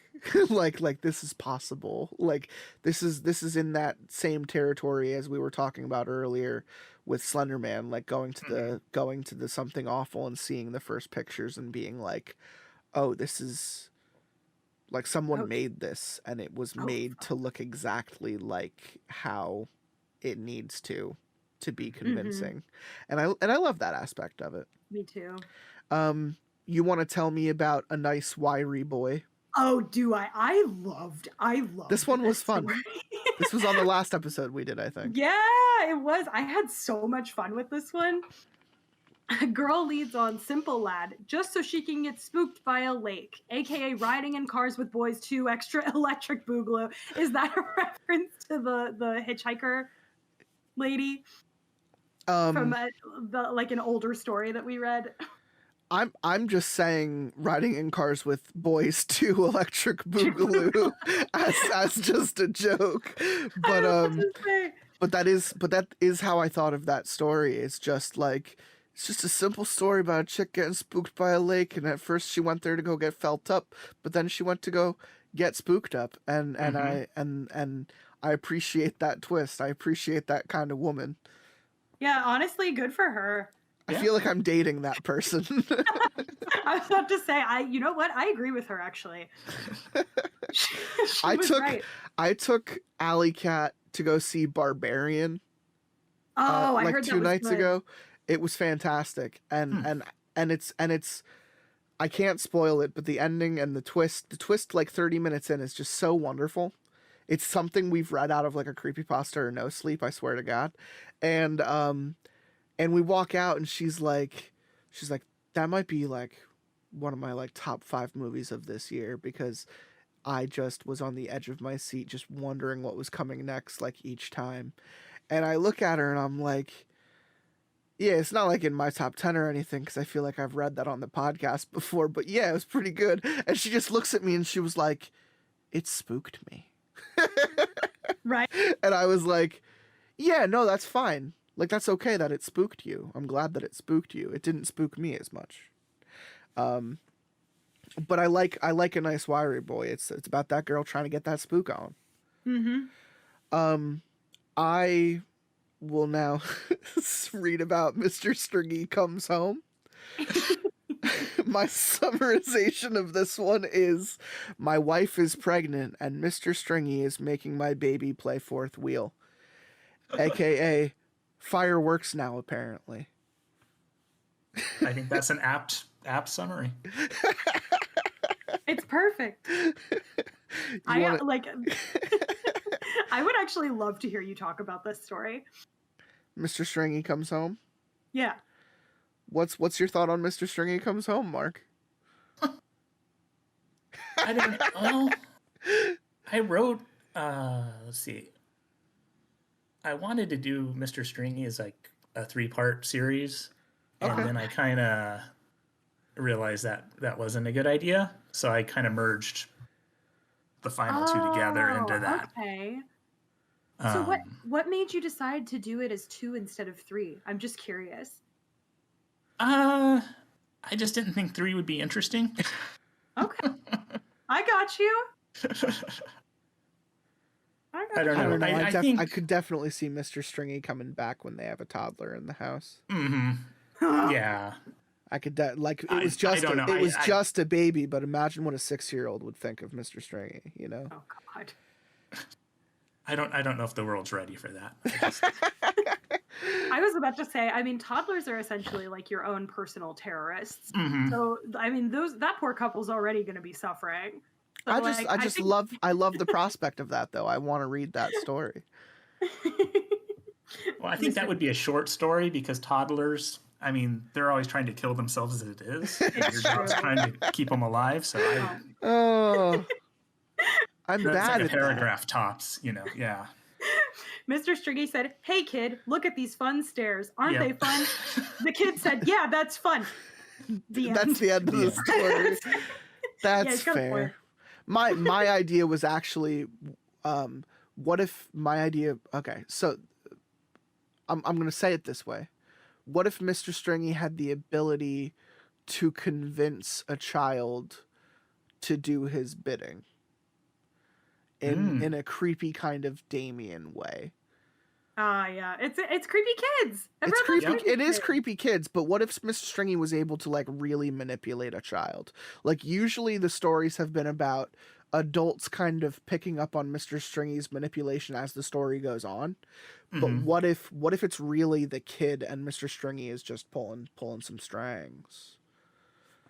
Well, that could work. That could be fun. Anyway, Cannibal Siren, tell me about Zebelius the Ravisher. Oh, I loved this guy. I absolutely love this guy. Zebelius the Ravisher, reformed Hell Admittance clerk Zebelius, revels in his past horrors while reviewing a new lost soul's entrance to the underworld, aka Your Pretty Face is Going to Hell. Which I do love that show. It's not necessarily the same, but Zebelius would fit in wonderfully with Your Pretty Face is Going to Hell like lore. The idea of like an entry process to hell, like a customs and immigrations job interview-esque type of aspect. No one appreciates the kind of white collar horror more than me. So the fluorescent lighting and the kind of shitty office space attitude really prevails in that story. Yeah, I kind of had like No Exit by Sartre and Office Space. That was kind of mashed those two up. It's fantastic. perfect. I mean, again, what's the worst thing you can think of? An office. That's Yep. horrible. It's That's gotta already be pretty hell, bad. right? It's terrible. And then in the last episode we read, and the last one I'm going to talk about is full-size candy bars. We read this one in the last episode, and you had said that you didn't think that this one would translate super well to a podcast, and I remember being like, nah, the story fucking rocks. And I did not mind reading this at all with Cannibal Siren playing the wife in the situation. I had so much fun. No, that's one of my favorites. I like that story. It's so It's really good. I call this one, I'm proud of this one. Children infiltrate house to steal baby and candy from new unsuspecting neighborhood couple, aka Children of the Candy Corn. Perfect.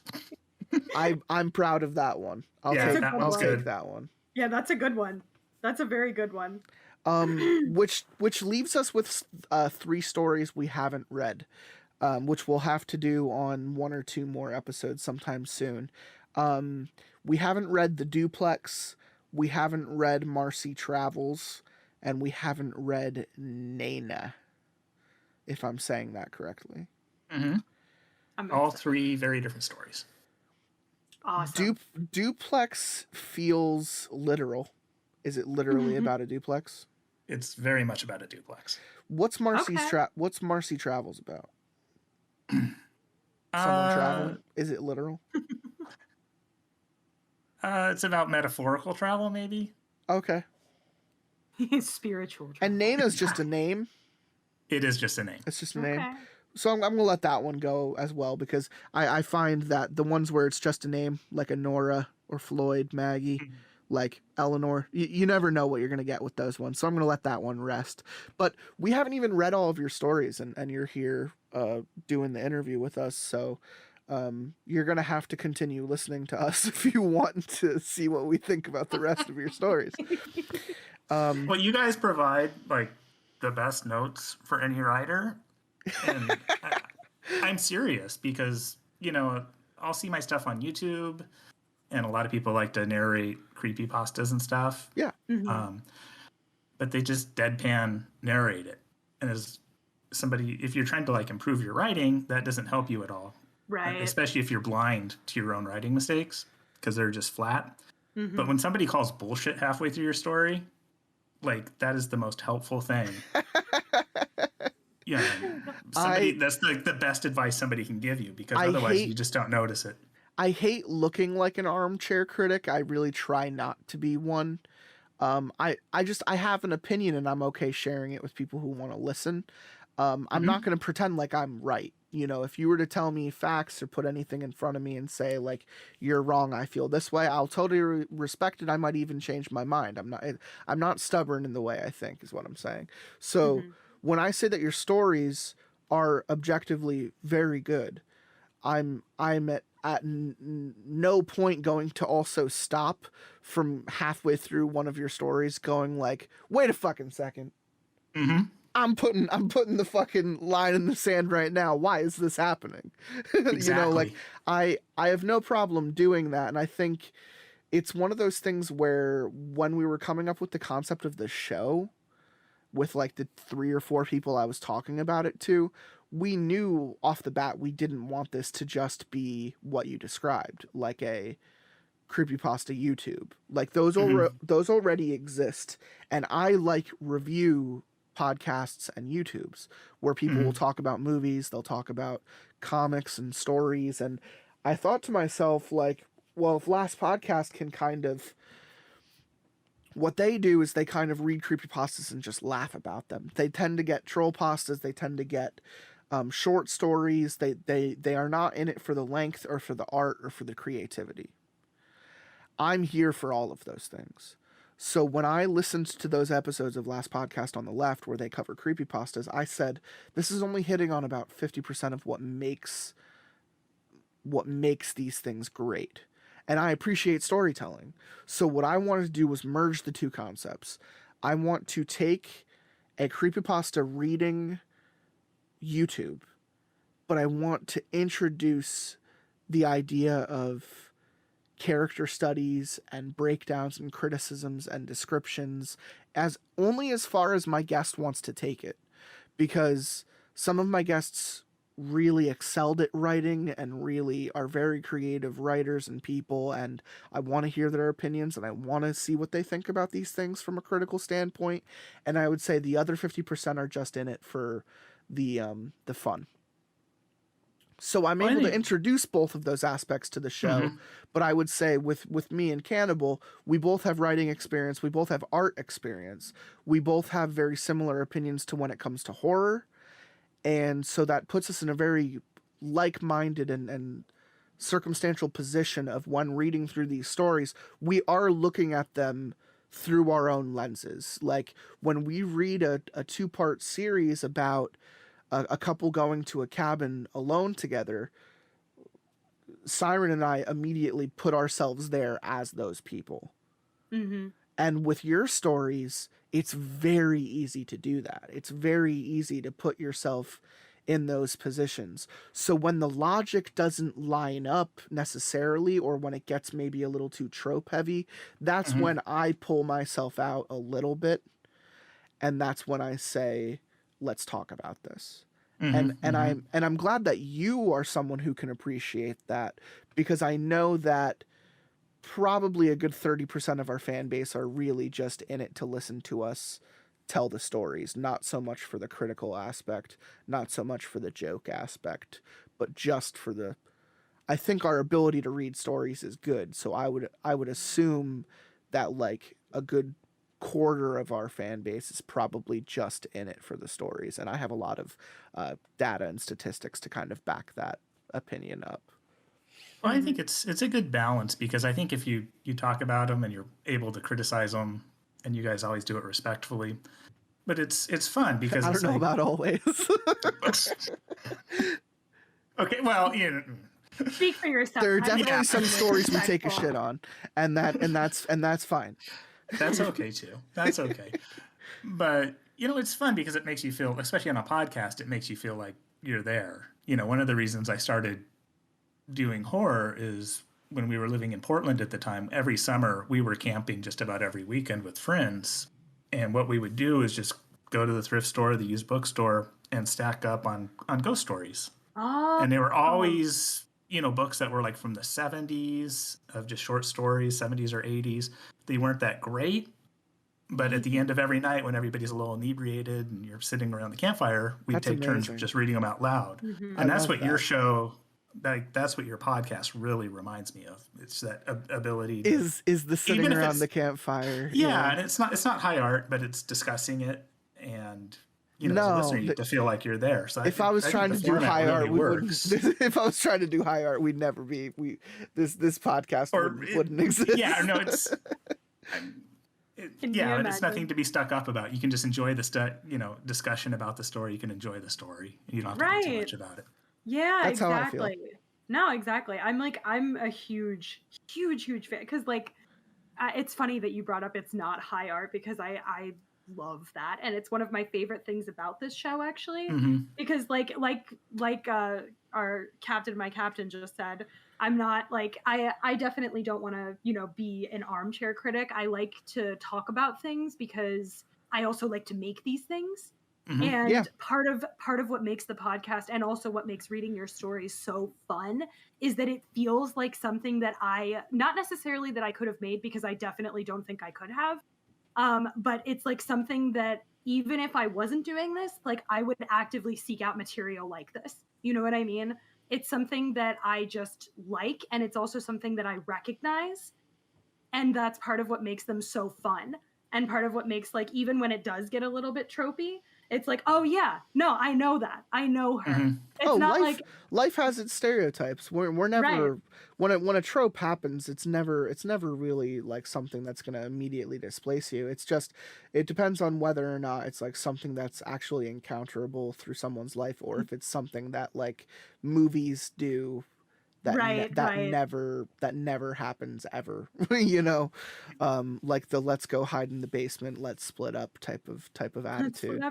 I actually saw a really compelling argument on the internet about that kind of stuff that I had literally never once considered in my life. It was some kind of popular post. It might have even been a fucking TikTok comment. I can't remember.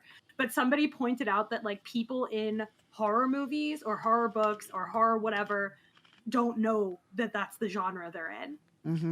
And I was like, because I never like thought about it, but it's true. Well, some of my favorite horror movies are where people kind of think outside of that genre though, where it's like where they're just a little. I thought the Halloween remake, the first Gordon Green one, 2018, was better than Kills. And the reason Kills is not as good is because none of those characters are acting like they're in a horror movie anymore. The thing that's great about the first one is like when you finally get to Jamie Lee Curtis's house, she has like a trap basement that explodes, and all she needs to do is get Michael in there. And I'm like, you are acting like you're in a horror movie. Good for you. And then the next one is just bullshit. The next one is just fucking awful. The entire town is on crack. And that's the movie. That's Halloween Kills for you. I just summed it up in a sentence. And that's the problem is it takes you out of it because it is night and day. It's so opposite of what would happen in reality, in my opinion. Right. And like in Laurie's defense, she's dope. She's been dealing with this shit. And after this guy shows up X amount of times, I'm going to fucking rig my basement to explode. Like, honestly, I think after the second time. I think she's figured out she's in a sequel. That's not a mystery to her. Right, but I mean, it's that type of stuff that horror can introduce that makes you think like, oh no, these types of characters can and do exist, and it does kind of enhance the story a little bit. Without a doubt, yeah. But I mean, if I'm like, hey partner, we're gonna go camping in the woods. Like, I'm not thinking I'm gonna meet Jason Voorhees. I'm like, oh, we're gonna have a romantic and lovely time. So when I hear you're gonna get killed, you're gonna get murdered. Yeah. We're gonna get murdered. Exactly. So moral of the story: stay paranoid. Don't take your meds. Be mentally ill. You'll never know when I'll get the drop. Cannibal Siren, are you seriously saying that you go camping in the middle of the woods without bringing like any type of security with you? Oh hell, fucking no. I bring a machete with me every time. Yeah, I mean, this is. I bring a machete with me every single fucking time. I am so afraid of bears. If a bear were to come at me, I would throw down. Oh yeah, bears are a no. But you know what's really funny? There was like like horror goes through like phases, like Sure. of like tropes. You know, like Right. we're in kind of like a vampire phase right now. I think. Like when I'm Mhm. thinking of a lot of horror, like people are really Yeah. into vampires right now. The But a Invitation couple of just came out in theaters. Interview with the yeah, yeah, Vampires yeah. on TV again. Yeah. What We Do in Oh. the Shadows is What We really Do in the popular. Shadows is great. Yeah. Yeah, it's fantastic. But Mhm. before this, like back in like 20, like it was like 2 years, like 2015-ish to like 2017, it was Hillbilly Hell, right?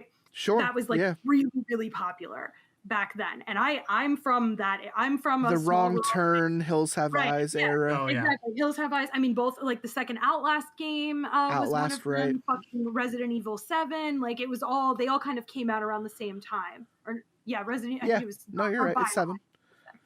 Yeah, sorry, I lose track sometimes of those games as much as I love them. But I remember like looking at that and I was like, oh, that's okay. I was like, no, that's Bill. Bill's my neighbor. I'm not worried about him. He's like eating people in his backyard. I don't give a fuck. Like it's just We have talked Right. about your incorrigible ability to ignore all of the bad things happening around you for the sake of your sanity staying intact. For the sake of personal peace, but also like certain tropes and things like that. Like, you know, if some weird dude showed up in my backyard wearing overalls, I would just kind of be like, get off my lawn, Paul. You know, like I wouldn't. In reality, you would react that way, yeah. Yeah, exactly. Like I just wouldn't be thinking about that because yeah, that's the neighbor's kid. That's Paul. He gets lost sometimes. He's just looking for sticks. Like I'm not worried about him. You know what I mean? And like maybe I should be. But I think that's part of the fun with the stories though, is that like when it's good and when you know, like when they're reacting realistically, it's just it hits right. It hits the spot. It does. We're gonna get into a brief interview now. I wrote some questions down. I'm gonna share them with Cannibal Siren until we get to one specific point near the bottom. Just basic questions for you, Mark. Okay. Answer them however long, however short you feel like it. They're mostly just interview questions that I've always wanted to ask someone, and knowing like why you're here, like I want to get into that as well. So it's like the first question I wrote down was how did you come up with One Page Wonder, and when did that become stories to read alone at night? Like So what's the difference in those? Between the two, One Page Wonder started out as just a blog way Okay. back when people had those, and Yeah. it's primarily focused just on kind of nostalgia and like a lot of old Halloween content, old movies, things like that. Sure. So that's how it started. Then when I wanted to start writing, You needed a fictional place to start putting things. yeah, I needed a place to put them. And since that already had web traffic, it just made the most sense to me as opposed to getting my own domain for it, which I eventually did. So now there's One Page Wonder and Stories to Read Alone at Night. Mm-hmm. But yeah, that's how One Page Wonder started, just as a simple blog back when people had blogs. Oh, I remember. I mean, I had several myself. Cannibal, you want to ask him the second one? For it. So this one is, what was your first story? When did you write it, and why did you write it?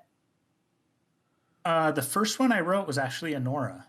Oh, Okay. really? Yeah. Okay, and that's fucking interesting. I woke up one day when, was kind of writing other stuff in the background, but when I decided to just do horror and focus on that because horror stories or any genre story really has a beginning, a middle, and an end. And so I think those constraints are helpful when you're just trying to write and practice your writing, instead of, wide open stuff. So that's why I decided to do genre, and I did horror because I like horror. I woke up one morning, I had the whole story of Anora in my head, and I just sat down and wrote it, had my wife pose for the picture of Anora for the Wikipedia page. That's and put it fucking up. great. And then back then, before Reddit and Facebook owned everything, remember there used to be sites like Stumble Upon and the social bookmarking Yep. Yes. sites? Yes. Yep. Stumble Upon grabbed the Anora story, and it just started pumping like just huge amounts of traffic at me. That's So I'm amazing. like, hey, I did it the first time. How hard can it be to like just keep repeating? Honora that, is such a quick story too. Honora is such an easy read, and I think it's the fact that it's so succinct. It's so just easy to find. It's so seamless, like I think it just the entry of it being your first just surprises me, just because it feels like it's something that would have come after, I don't know, like in my head, like Eleanor or Maggie. Like in my head, I feel like you wrote one of those beforehand, but to hear that you hit the ground running with Honora, fucking, it blows my mind. Yeah, That is a hell of a first story. That's a hell of a first story to fucking start with. It was funny because I had zero expectation. I was just doing it for myself, so I put it up and did not expect anything to happen to it, and that at the time really went. It's the went perfect viral. amount of self-aware within being terrifying. Like I it's so hard to kind of bring in what's so scary about it, but I think Cannibal Siren said it earlier. It's the analog horror aspect of it. It's the idea that you're looking at it through the lens of outdated or possibly obsolete technology, just knowing too much, becoming aware, putting you in a specific feeling. Yeah, that's one hell of a first story. Yeah, if it's I were one to, of those things you could never like intentionally meet with the same success again. Like, Right. it's oh just not sure, possible. the lightning strikes twice type Yeah. of thing. No, Yeah. but it's a hell of a starting point, and it's a hell of a motivator. I'm Yeah, sure oh, yeah. I'm sure seeing that story succeed immediately told you, well, now I have a place to put these, and now it's gonna continue to kind of follow in that success. And I'm sure you got a ton of followers that way. That's I'd say you had us even before that story. Oh, that's good to hear. Yeah, because I don't think we read that one first. I think we read a different No. one first. Okay. Yeah, we did. If I don't remember remember. correctly, I don't think it was Nora that we read first, but I could be wrong. If it was the first one we read, then like fucking cool. I'm really Yeah. feeling like Eleanor was one of the first ones. I think we so read. too. I really feel like I that feel was like the we were first doing a one. bunch of one-offs, and we had like Eleanor or I know I read Maggie before I read any of them with you. I read Maggie on like episode like 8. Maggie was real quick.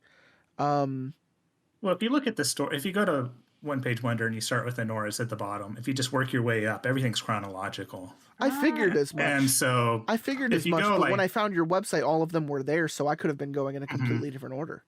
Yeah, no. So And a lot of times just- I go by page count too when it comes to Sure. Oh, when yeah. it comes to figuring out the length of an episode. So that's why we hop around so much, honestly. But you can just, I don't know, you can see my process there, because then like Eleanor, I wrote that specifically to do a second person story. Yeah. A story written. And then Channel 71 is because I wanted to write a third person story. The Olive thing was just I wanted to try to write just Dialogue. a dialogue. Yeah. Yeah. So they're just kind of writing exercises to begin with. I love it. If I were to ask you what is your own favorite story you've written, what would you say? I think I like full size candy bars and like Zobelius the Ravisher. Those are both that's good. my natural writing. Like I grew up on Vonnegut, and like I'm a big George Saunders fan. So those are kind of the influences I take too. That's awesome. And you've already answered this.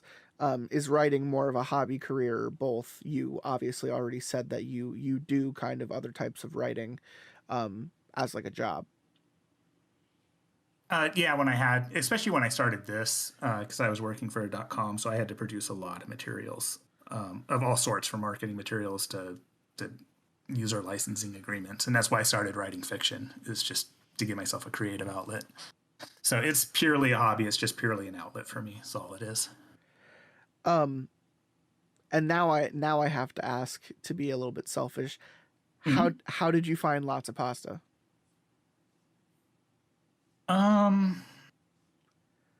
I think through Google, because I will occasionally check in and just see where my stories have gone.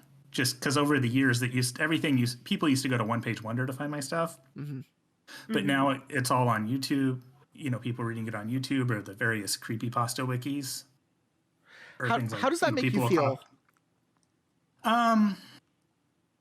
I understand that it's inevitable, Mm-hmm. but I miss the days when you can go to somebody's site and you get to see their content, and it was, I Right. think, a little bit more special that way. Yeah, And no, plus, like, That's nobody the experience attributes. we have looking at your website. So like, yeah, like I feel that. And I know, like, those days are gone, but I don't know, I miss it Right. a little bit.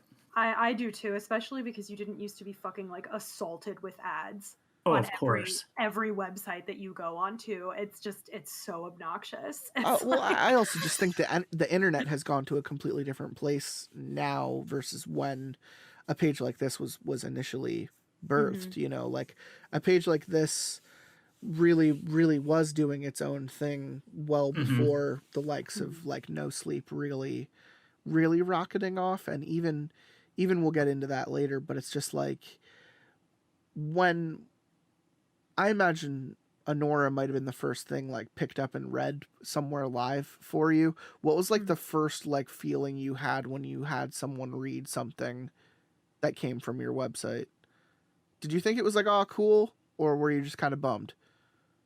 I think a little bit of both, and I think being bummed about it is just kind of because nobody attributes, nobody gives credit anymore, or they Right. they don't give a link, they don't mention the source, and it's not really. I mean, nowadays it's nobody's fault, because if you find one of my stories on the internet, you'll have no clue because you've already found it from somebody else who's copied it from somebody else. And just, Right. I mean, that's the internet. You just have no control. Well, over that. in that case, I'm really fucking glad that I shout out your episode and your website literally every time we've read your stories. Like, I mean, it's important for anybody's story. It's always good to credit the author. I think. I try to say without a where doubt. I try to say where I got them from more than anything, just so people can go and find them themselves. A while ago, I think I remember someone telling me not to say authors to avoid like clout riding, like tail riding. And I wanted the podcast to be its own thing. Like, we're also discussing and critiquing these stories. So I also didn't want to like personally get up someone's ass and offend them outright. So I always try to say where I got them so that people can go and enjoy them on those sites the same exact way that we found them. But I remember there was a reason why I didn't put authors down, and I also remember there being a reason I should have started saying authors a long time ago. So it's still something I'm personally working on, but now that I have you here and I've actually poked someone's brain about it, I'm going to be better at doing that in the future. Well, I think if somebody takes the time to like make something and put it on the internet, I don't know. I mean, I also feel that. What I also wanted to ask about our show is, I know obviously you've listened to episodes where we've read your stories. Have you ever actually listened to us read any other people's stories? I have, and I actually tried to get through one of your episodes starting the novelization of a story that I'm not going to name, and that was an experience. I can cut it, but I'm wondering which one it was. Yeah, now I'm dying. I can cut it as I was about to say, you can't say that. Now I have to know. Well, no, I'll cut it out of the episode. But I do want to know. Well, I don't like to say anything bad about somebody who's just trying to write, but Yes. yeah. That was bad. It was. Yeah, that was tough. But it's funny to have all the horrors realized the minute you're in balls deep in a story and you realize just how bad it is. Right. There's something beautiful about that moment. But anyway, now you guys persevere. Like, I cannot believe how many episodes of this you've done. you are like now like the expert on creepypasta, and it's just astounding to me. I love that. You've read all of it.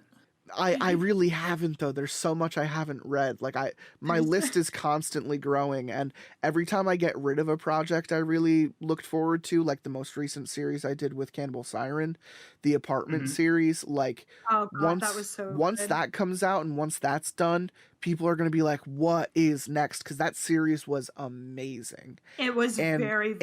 And that one came out in 2016, so I'm like, fuck, what else has come out in the last 6 years that has been really good that I totally didn't pay attention to? So for me, that's we're always kind of upping the expectations and changing the game a little bit and trying to find the next best thing. But that's also meaning the next best disappointment. Because for every left-right game, like for me, left-right game is the fucking epitome of like my favorite thing we've done on the show. For every left-right game, there's like a Spire in the Woods, which is like a all hype, no actual pull-off kind of disappointed. And both of them are like 5 episodes long. So it's like, with left-right game, I felt like there was a massive payoff. You get to the 5th episode on Spire in the Woods and you're just depressed. It's kind of like Baraska. Baraska hits you with that gut punch right in the last act, and then the guy felt the need to write some kind of unnecessary sequel, and it just fucking, it undoes all of the pain. And that's not cool because we wanted the pain. So anyway, you've listened to other episodes.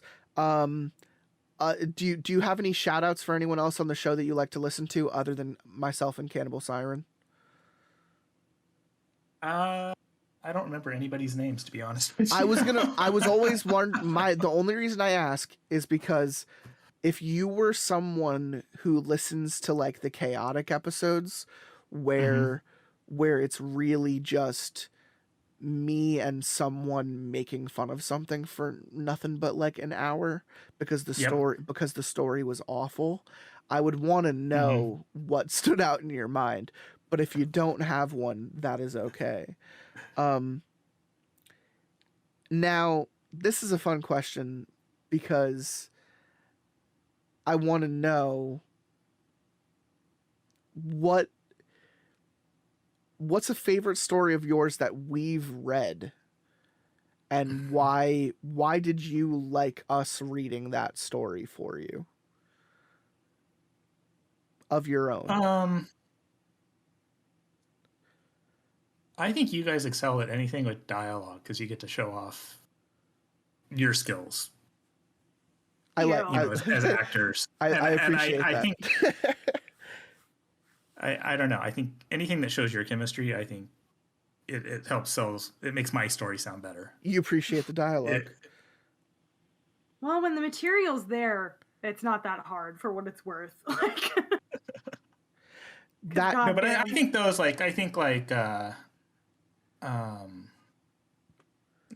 full-size candy bars.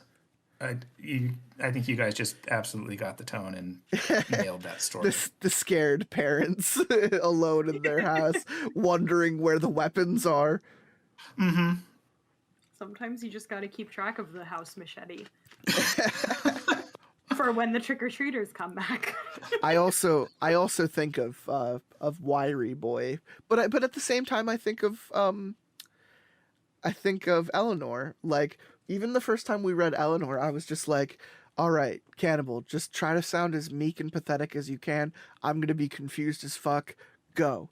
And it worked. It worked so well for what the story required. Now, the next question, right off the tip of that, is there's anything we've said on this show that has pissed you off? As a writer, like, did we ever say something about something you've written and you've been like, what the fuck? I would love to know this, actually.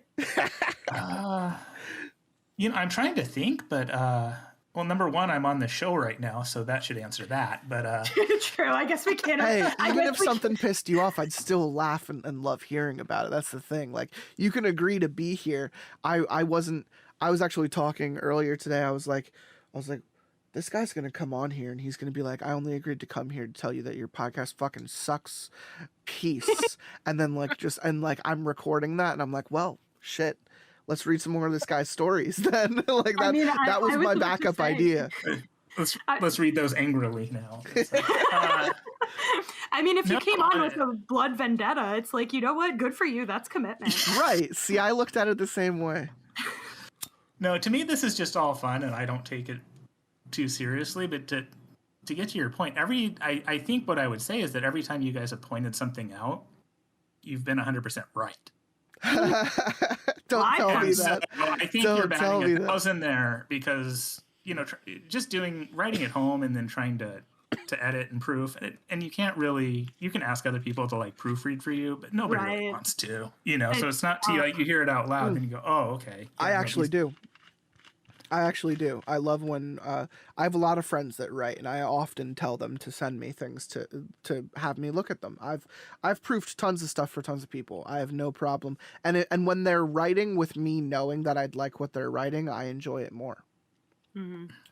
Like I used to proof everything Gestalt wrote, and he would send me everything. Mark Rooster, we just read a story of his on the show, and he hadn't touched it in like 10 years, and he just appreciated me giving some attention to it. I have no problem doing that, but I also understand that there's like a stigmatism in like asking people to work for you, like asking people to give their full undivided attention in this day and age. Mm-hmm. So like I get that. I completely feel your pain there, because I'm when I'm doing my own projects and stuff like that, it's like I always have people who might offer to like proofread or something, which is fantastic, and I'm always like all about it. But then it might take a while, and you don't want to be like, hey, can you finish? Because they're doing you a favor already, so you just end up like kind of not getting the feedback, or it doesn't happen in like the right feedback timeline you need at that point. Yeah, right, exactly. So then you just not getting honest feedback. Right. Because then you That's also have thing. people who don't want to hurt your feelings. Riding that line, yeah. And it's like, bro, it's okay. You're not going to hurt my feelings. That goes into the next question I had, was like, did anything we say ever stick with you to the point of like being relatively constructive, where you were like, you know what? That stands. Well, I mean, you kind of did say that already. Like objectively, you say that we're right. Don't ever tell me I'm right. Yeah, he's never gonna. I want to be wrong.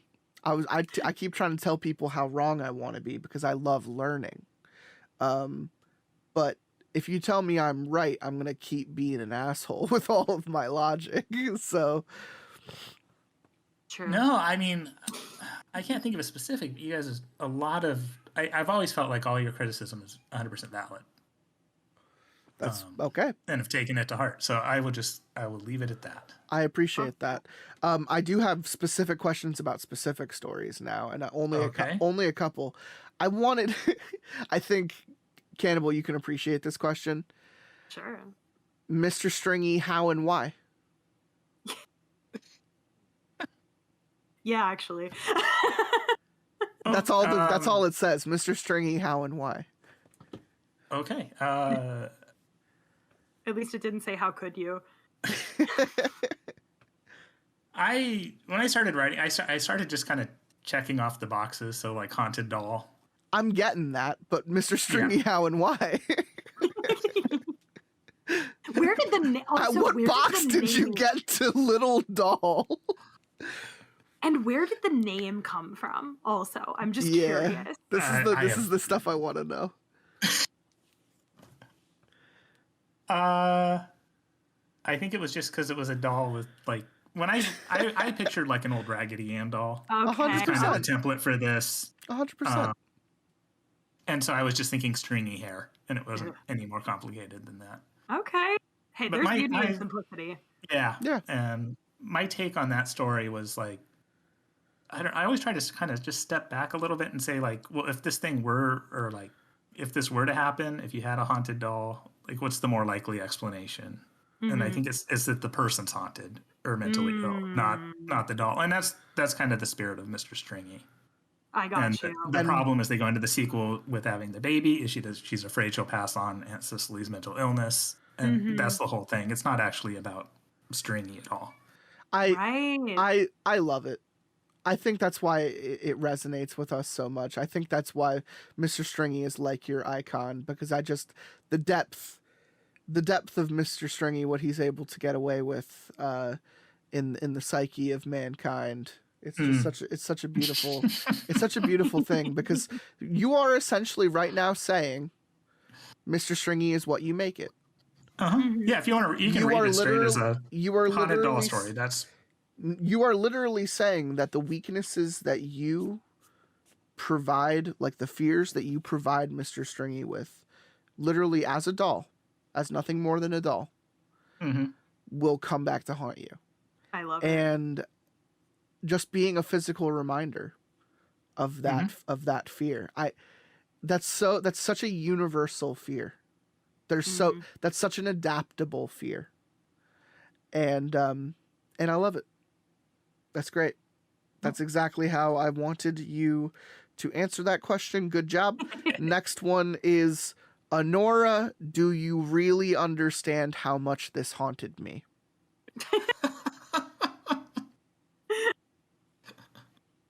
No. Have I expressed it enough? Because I feel like every time I talk about it, a part of me dies a little bit. There was a point in college, like right when we read this, we were sitting in your dark fucking dorm room, Cannibal, staring at a laptop. It was an apartment. Thank you. It was a no, but that's the apartment. But that's the context, though. Is like we're in this dark room staring at a laptop, and we pick up a Wikipedia page that essentially killed someone with like devil powers, and we were both just like, well, we're gonna be haunted now. And I gave Cannibal Siren a hug like I may never see her again.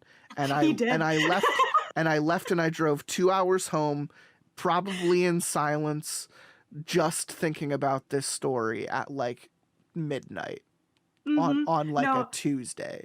And it just fucking got me. It was perfect time, perfect place, perfect age, perfect relevancy. And it's funny that you mentioned like how viscerally you remember where we were and what we were doing when we read that story, because I remember you leaving and I closed the door and I was alone in my dark and I was like, okay. And you like double locked the door, right? I did. Oh yeah. I got home and I very quickly got to my front door and I was like, I looked around and I got into the house, and then I proceeded to check all of the locks in this entire house before going down into my basement and then locking my door and being like, okay, I can go to bed now. That story made me so uncomfortable. Like just the feeling of being watched by something that you can't watch, like something that is watching you that you cannot see, something that knows way too much. I don't ever want to find a website with my name on it that has knowledge past my current perception about me. Yeah. What is that evil fear of people? Is it really does it really come down to the kind of like, oh, well, it said there's an old witch on the outskirts of town, and if you ask her, she'll tell you your future. Is that where that fear comes from? I don't know. I think like with the Honora story, it's like it almost makes it deterministic, right? 100%. You don't have any free will. You read that fact. Right, exactly. And then that is what it is, and there's nothing you can change it. There's nothing you can do. Every choice you make is the wrong one. But isn't that the same type of fear of like the old hag living on the outskirts of town who essentially tells you your future, and you try to deny it your entire life, right? Yeah. You know, you try to say like that's not how I'm going to go out, and then that's exactly how you go out. Right. I mean, that's why nobody, whenever people talk about it, almost nobody like wants to know when they're going to die, because like they're right. Everyone, because there is comfort in not knowing, because at least when you don't know, you everything feels what's the word? Everything feels endless as long as you don't know that it's coming. Passive. Right. Yeah. Passive. And then once you know when it's coming, you'll spend the rest of your life thinking about that day and counting down. Oh yeah, if you knew the actual date you would die, it would destroy you mentally. Right. Yeah. You would literally never come back from that because the whole No. rest of your life would A be part in, of like, me fear would and terror. a part of me would lose my shit so much that I'd put a gun in my mouth and pull the trigger just to be like, it's not the day, fucker. And like if my phone if my gun backfired like a million times in a row, like Final Destination. Oh my God. When the guy tries to kill himself in Final Destination, he's like, well, if I'm next in the loop, I should die right now, and he pulls the trigger and it doesn't work like 7 times in a row. Yep. Then I would crumble as a person into a small ball. It's time to go lay in the ocean until the date arrives. Exactly. Just lay face down in the water and wait, I guess. That's fun. The next story I wanted to ask about was, and this is the last one that I have questions in regards to a specific story, and I'm going to ask Cannibal if she has any. A nice wiry boy. The only question I have, is there more to this than meets the eye? Is it really just a story just about a girl looking to get spooked out by a lake and then they witness something strange? Or is there something supernatural going on there in your head, in your frame? In my head, there's nothing going on supernaturally with that story. That's I wrote that number solid. 1 because the hitchhiking ghost is like one of my favorite old urban I legends. love that shit. And all the versions it comes from, I just love that. So I knew I couldn't write that story, but I kind of wanted to write that story. But So you wanted to write that's how that story. See, Yeah. I had to ask, because if there was something more going on there, I'd have to go back and read it. Because we very much just read it as, which I made fun of, is riding in cars with boys. Like it's Right. literally just like how mom got pregnant with you. You were unplanned, and she was in high school. You stupid fuck. I was about to say, I mean, like, there's a horror aspect attached to that. If you're Well, that was my other motivation from it. It was just, it reminded me like growing up in the suburbs in high school when you had your car and Right. everybody would head out on the weekends. And I just looking back, there was so much trauma like that we all had, and nobody addressed it back then and stuff. But like just violence and people with bad home lives, and that kind of was also all into the story. So yeah, okay. without a doubt. Cannibal, did you have any specific questions about specific stories? Actually, yes. I wanted to talk a little bit more about Channel 71. Because we kind of briefly touched on that for a minute, and It's a good one. I've noticed part of part of the things that makes your stories appealing is that there is that element of realism that I think makes creepypastas in general so special. But with Channel 71 specifically, I was getting I've noticed there's a lot of like supernatural themes in your work. There's a lot of there's definitely like themes of mental illness, and I absolutely think that came into play with Channel 71. But I also got a very like liminal sort of like interdimensional backrooms almost vibe from it, and I was just curious if that was like part of what you were going for, or if you were going leaning more towards like the kind of like mental health angle. Because I definitely saw both, but I'm just curious to hear you talk about that one. Or just the spook angle. Yeah, just the creepy ass The regular creepy ass ghost, for me Channel 71 is very Stephen King.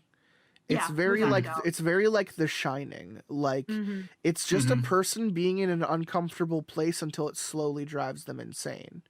And it is through mental illness, but it is also through supernatural, circumstance. So for me, that's like, I would genuinely, and this is by no judgment at all, literally call Channel 71 like your Shining. Like it's such an interesting story. Oh, thanks. Going into that, my whole premise was just what if you moved in to a haunted house? That's bad.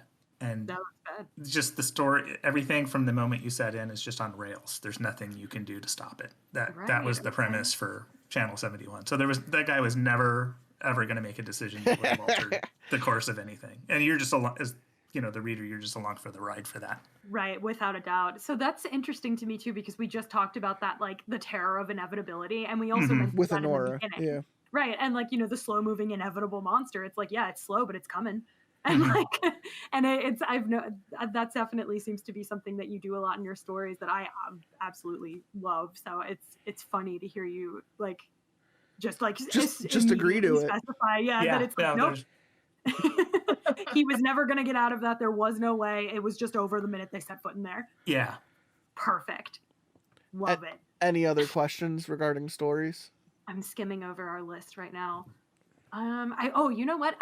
This isn't really a question. I just wanted to say that something else that I liked so much, and it kind of goes back to full-size candy bars, and then also the same, which sort of attaches to Channel 71 and many, many of your other stories. But there's like something to be said about how horrifying things that are like normal / look normal until they aren't, can be. And I feel like full-size candy bars does such a good job with that. And I feel like Channel 71 also kind of like does a really good job making something that is objectively like maybe a little bit more mundane. Like, like you made the joke about like eating a lot of chicken, right? But at the same time, when we were reading that, it was fucking horrifying. Like the mental image was just like so disturbing. Yeah. And I was like, and then of course, you look back and you're like, yeah, I mean, he was just eating a shitload of chicken. But there's something so monstrous gross. About that. Like, yeah, right. No, it's still gross. I can't get through an entire rotisserie by myself. You fucking kidding me?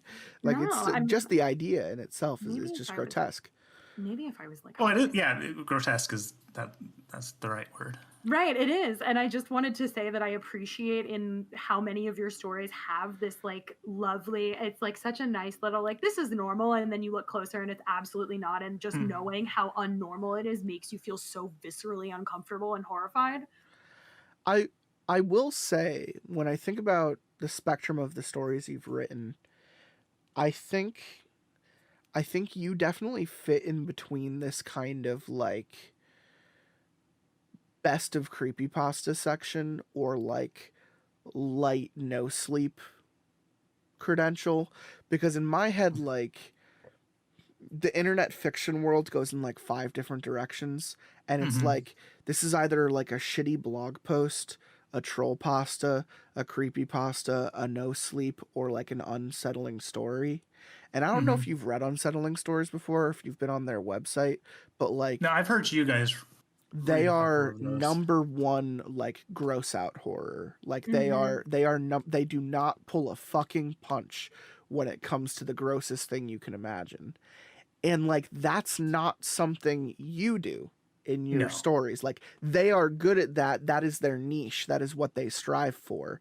Like, it is the worst possible thing you can think of being, able to happen within that scope. And it's going to wait until literally sometimes the dime drop of the last sentence to prove that fear wrong. And I know a lot of no sleeps can go in that direction, but it's definitely not the breadth of like no sleep quality. And I'm not saying this in any sort of judgment of creepypasta at all, but no sleeps tend to be a little bit more believable. They tend to be a little bit more slice of life. They tend to be a little bit more realistic. So I would say a lot of your stories definitely fall in the kind of, I'm just a regular person, this is something extraordinary happening to me in the circumstances, the context of the story. Well, isn't that what horror would be, though? Yes, yes, but creepypastas at the end of the day tend to go into like creature feature territory. Oh, gotcha. Or like sloppy 80s slasher flicks, genre storytelling. Like they want to do the Thanksgiving story about the killing turkey. Like that's creepypasta. Oh, it's on the nose. Creepypasta's on the nose. So I would say like the most creepypasta of your work is probably something like Eleanor. But the most no sleep of your work is something like full-size candy bars or like Mr. Stringy. So like in my head, your writing fits like its own subgenre. Like your stuff very so much has your kind of your own original sound behind it is what I mean to say. I've always approached kind of saying and reading your stuff as if they weren't just like found on No Sleep, you know? Mhm. I'm looking at the rest of my questions and I feel like we answered most of them already, so I'm just going to kind of jump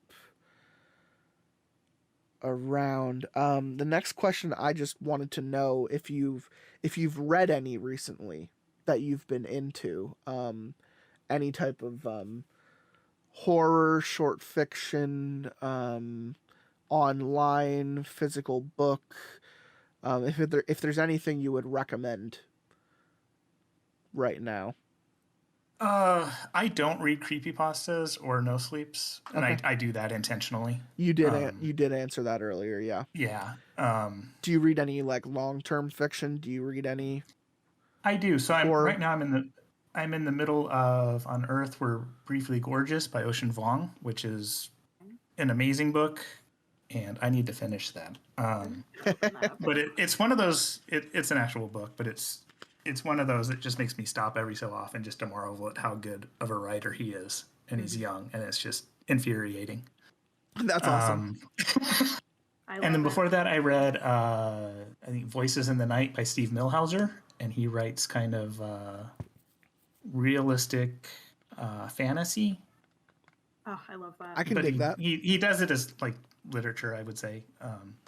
And he's that book was fantastic too. It's just a collection of short stories. So if you're looking for something like kind of horror adjacent, I would highly recommend checking him out. Nice. I have those opened up on my internet tab next to Peanut Butter Blossoms because I could not for the life of me comprehend of what that cookie was, and then I looked it up and felt so stupid. I know what when I those saw are. that. Well, It's literally the everyone peanut butter knows what- cookie with everyone knows the what they Hershey are. Kiss in the middle, right? Yeah, literally everyone knows what they are except me apparently. But once I opened it up, I was like, oh, I know what that is. So I'm just gonna bookmark that, I guess. I guess my last questions are, why did you agree to do this interview with us? And now that it's over, do you regret it?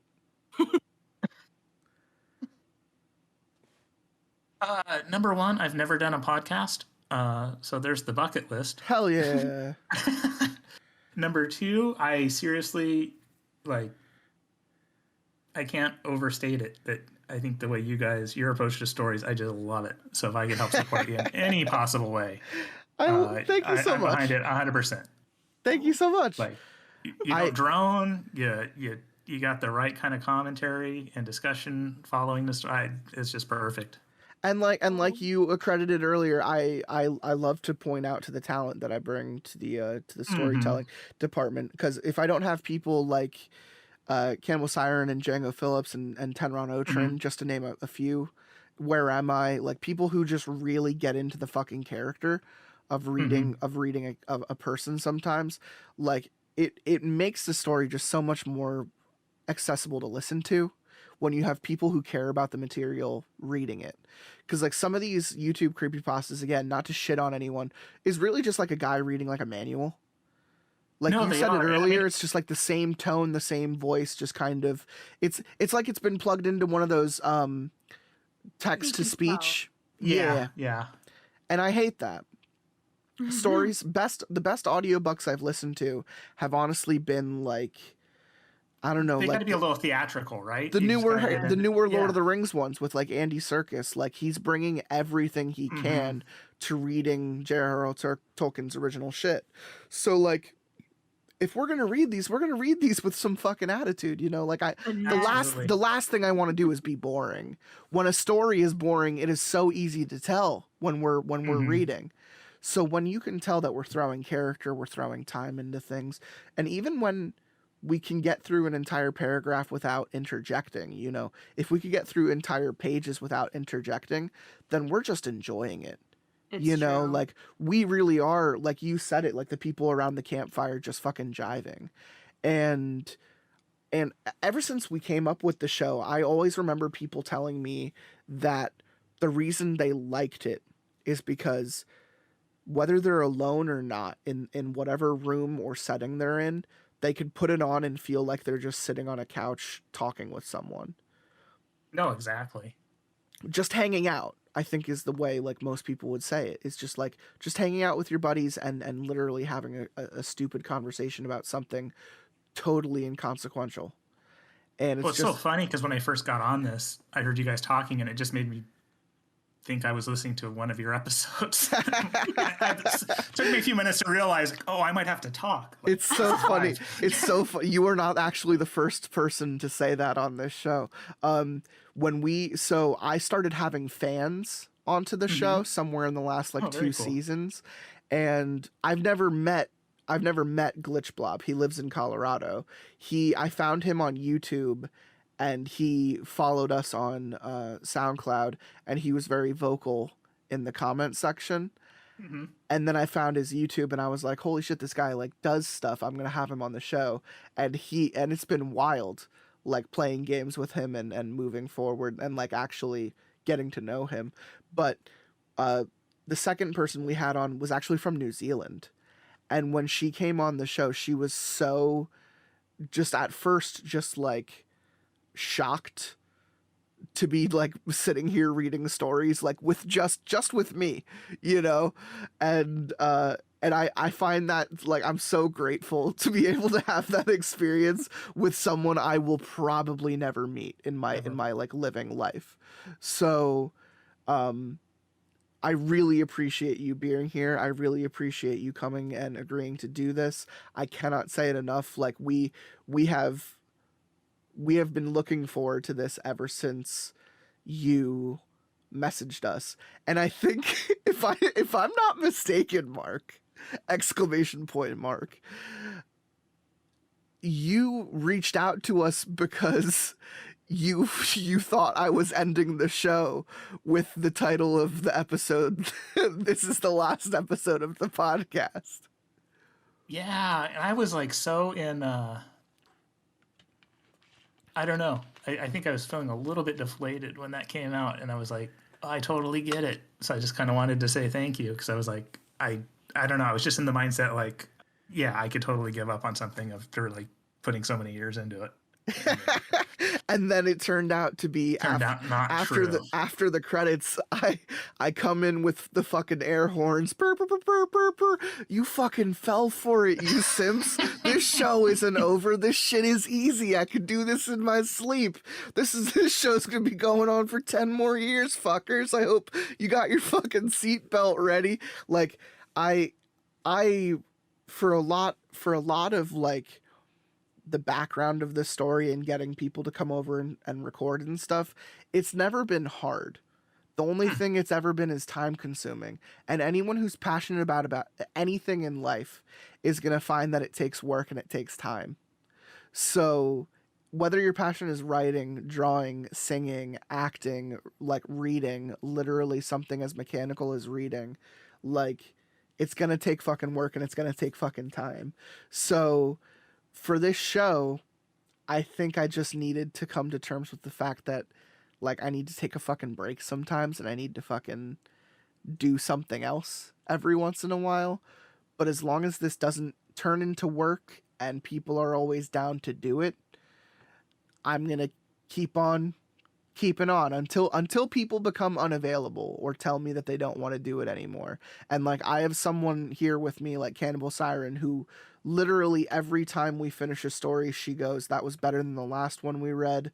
And every time she always says, like, thank you for doing this. Like this is so much fun.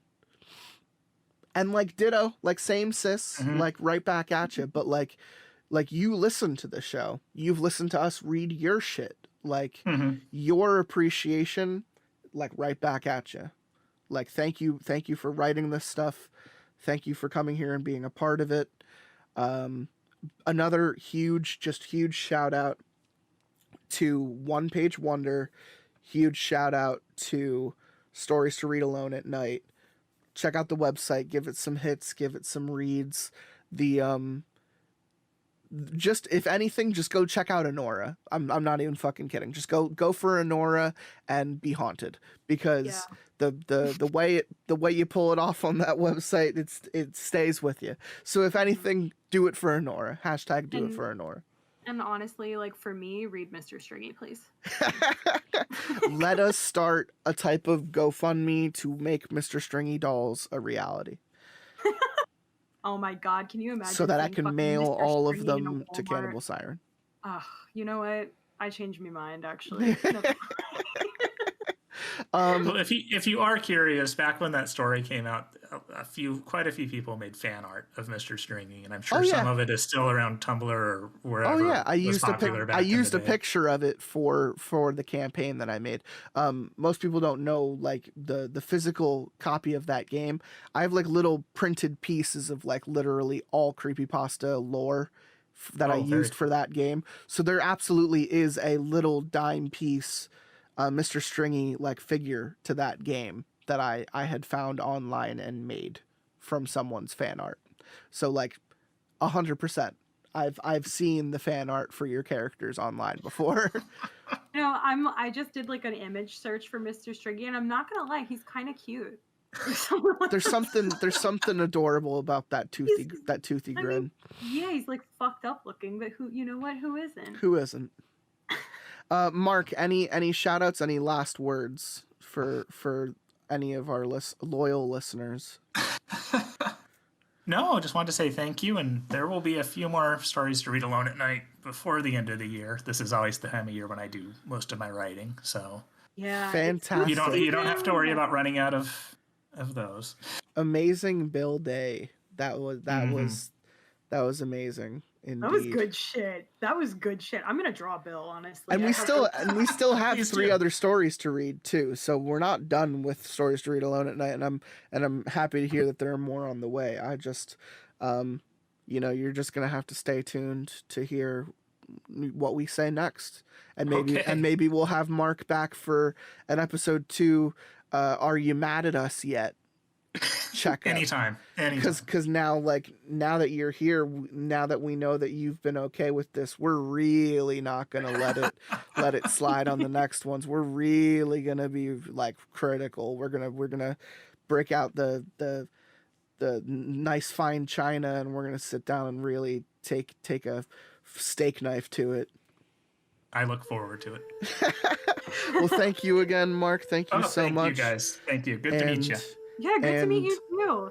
And I hope everyone else enjoyed it. Again, check out his stuff. We'll be back for another spooky story to read alone at night sometime soon. I wait till the days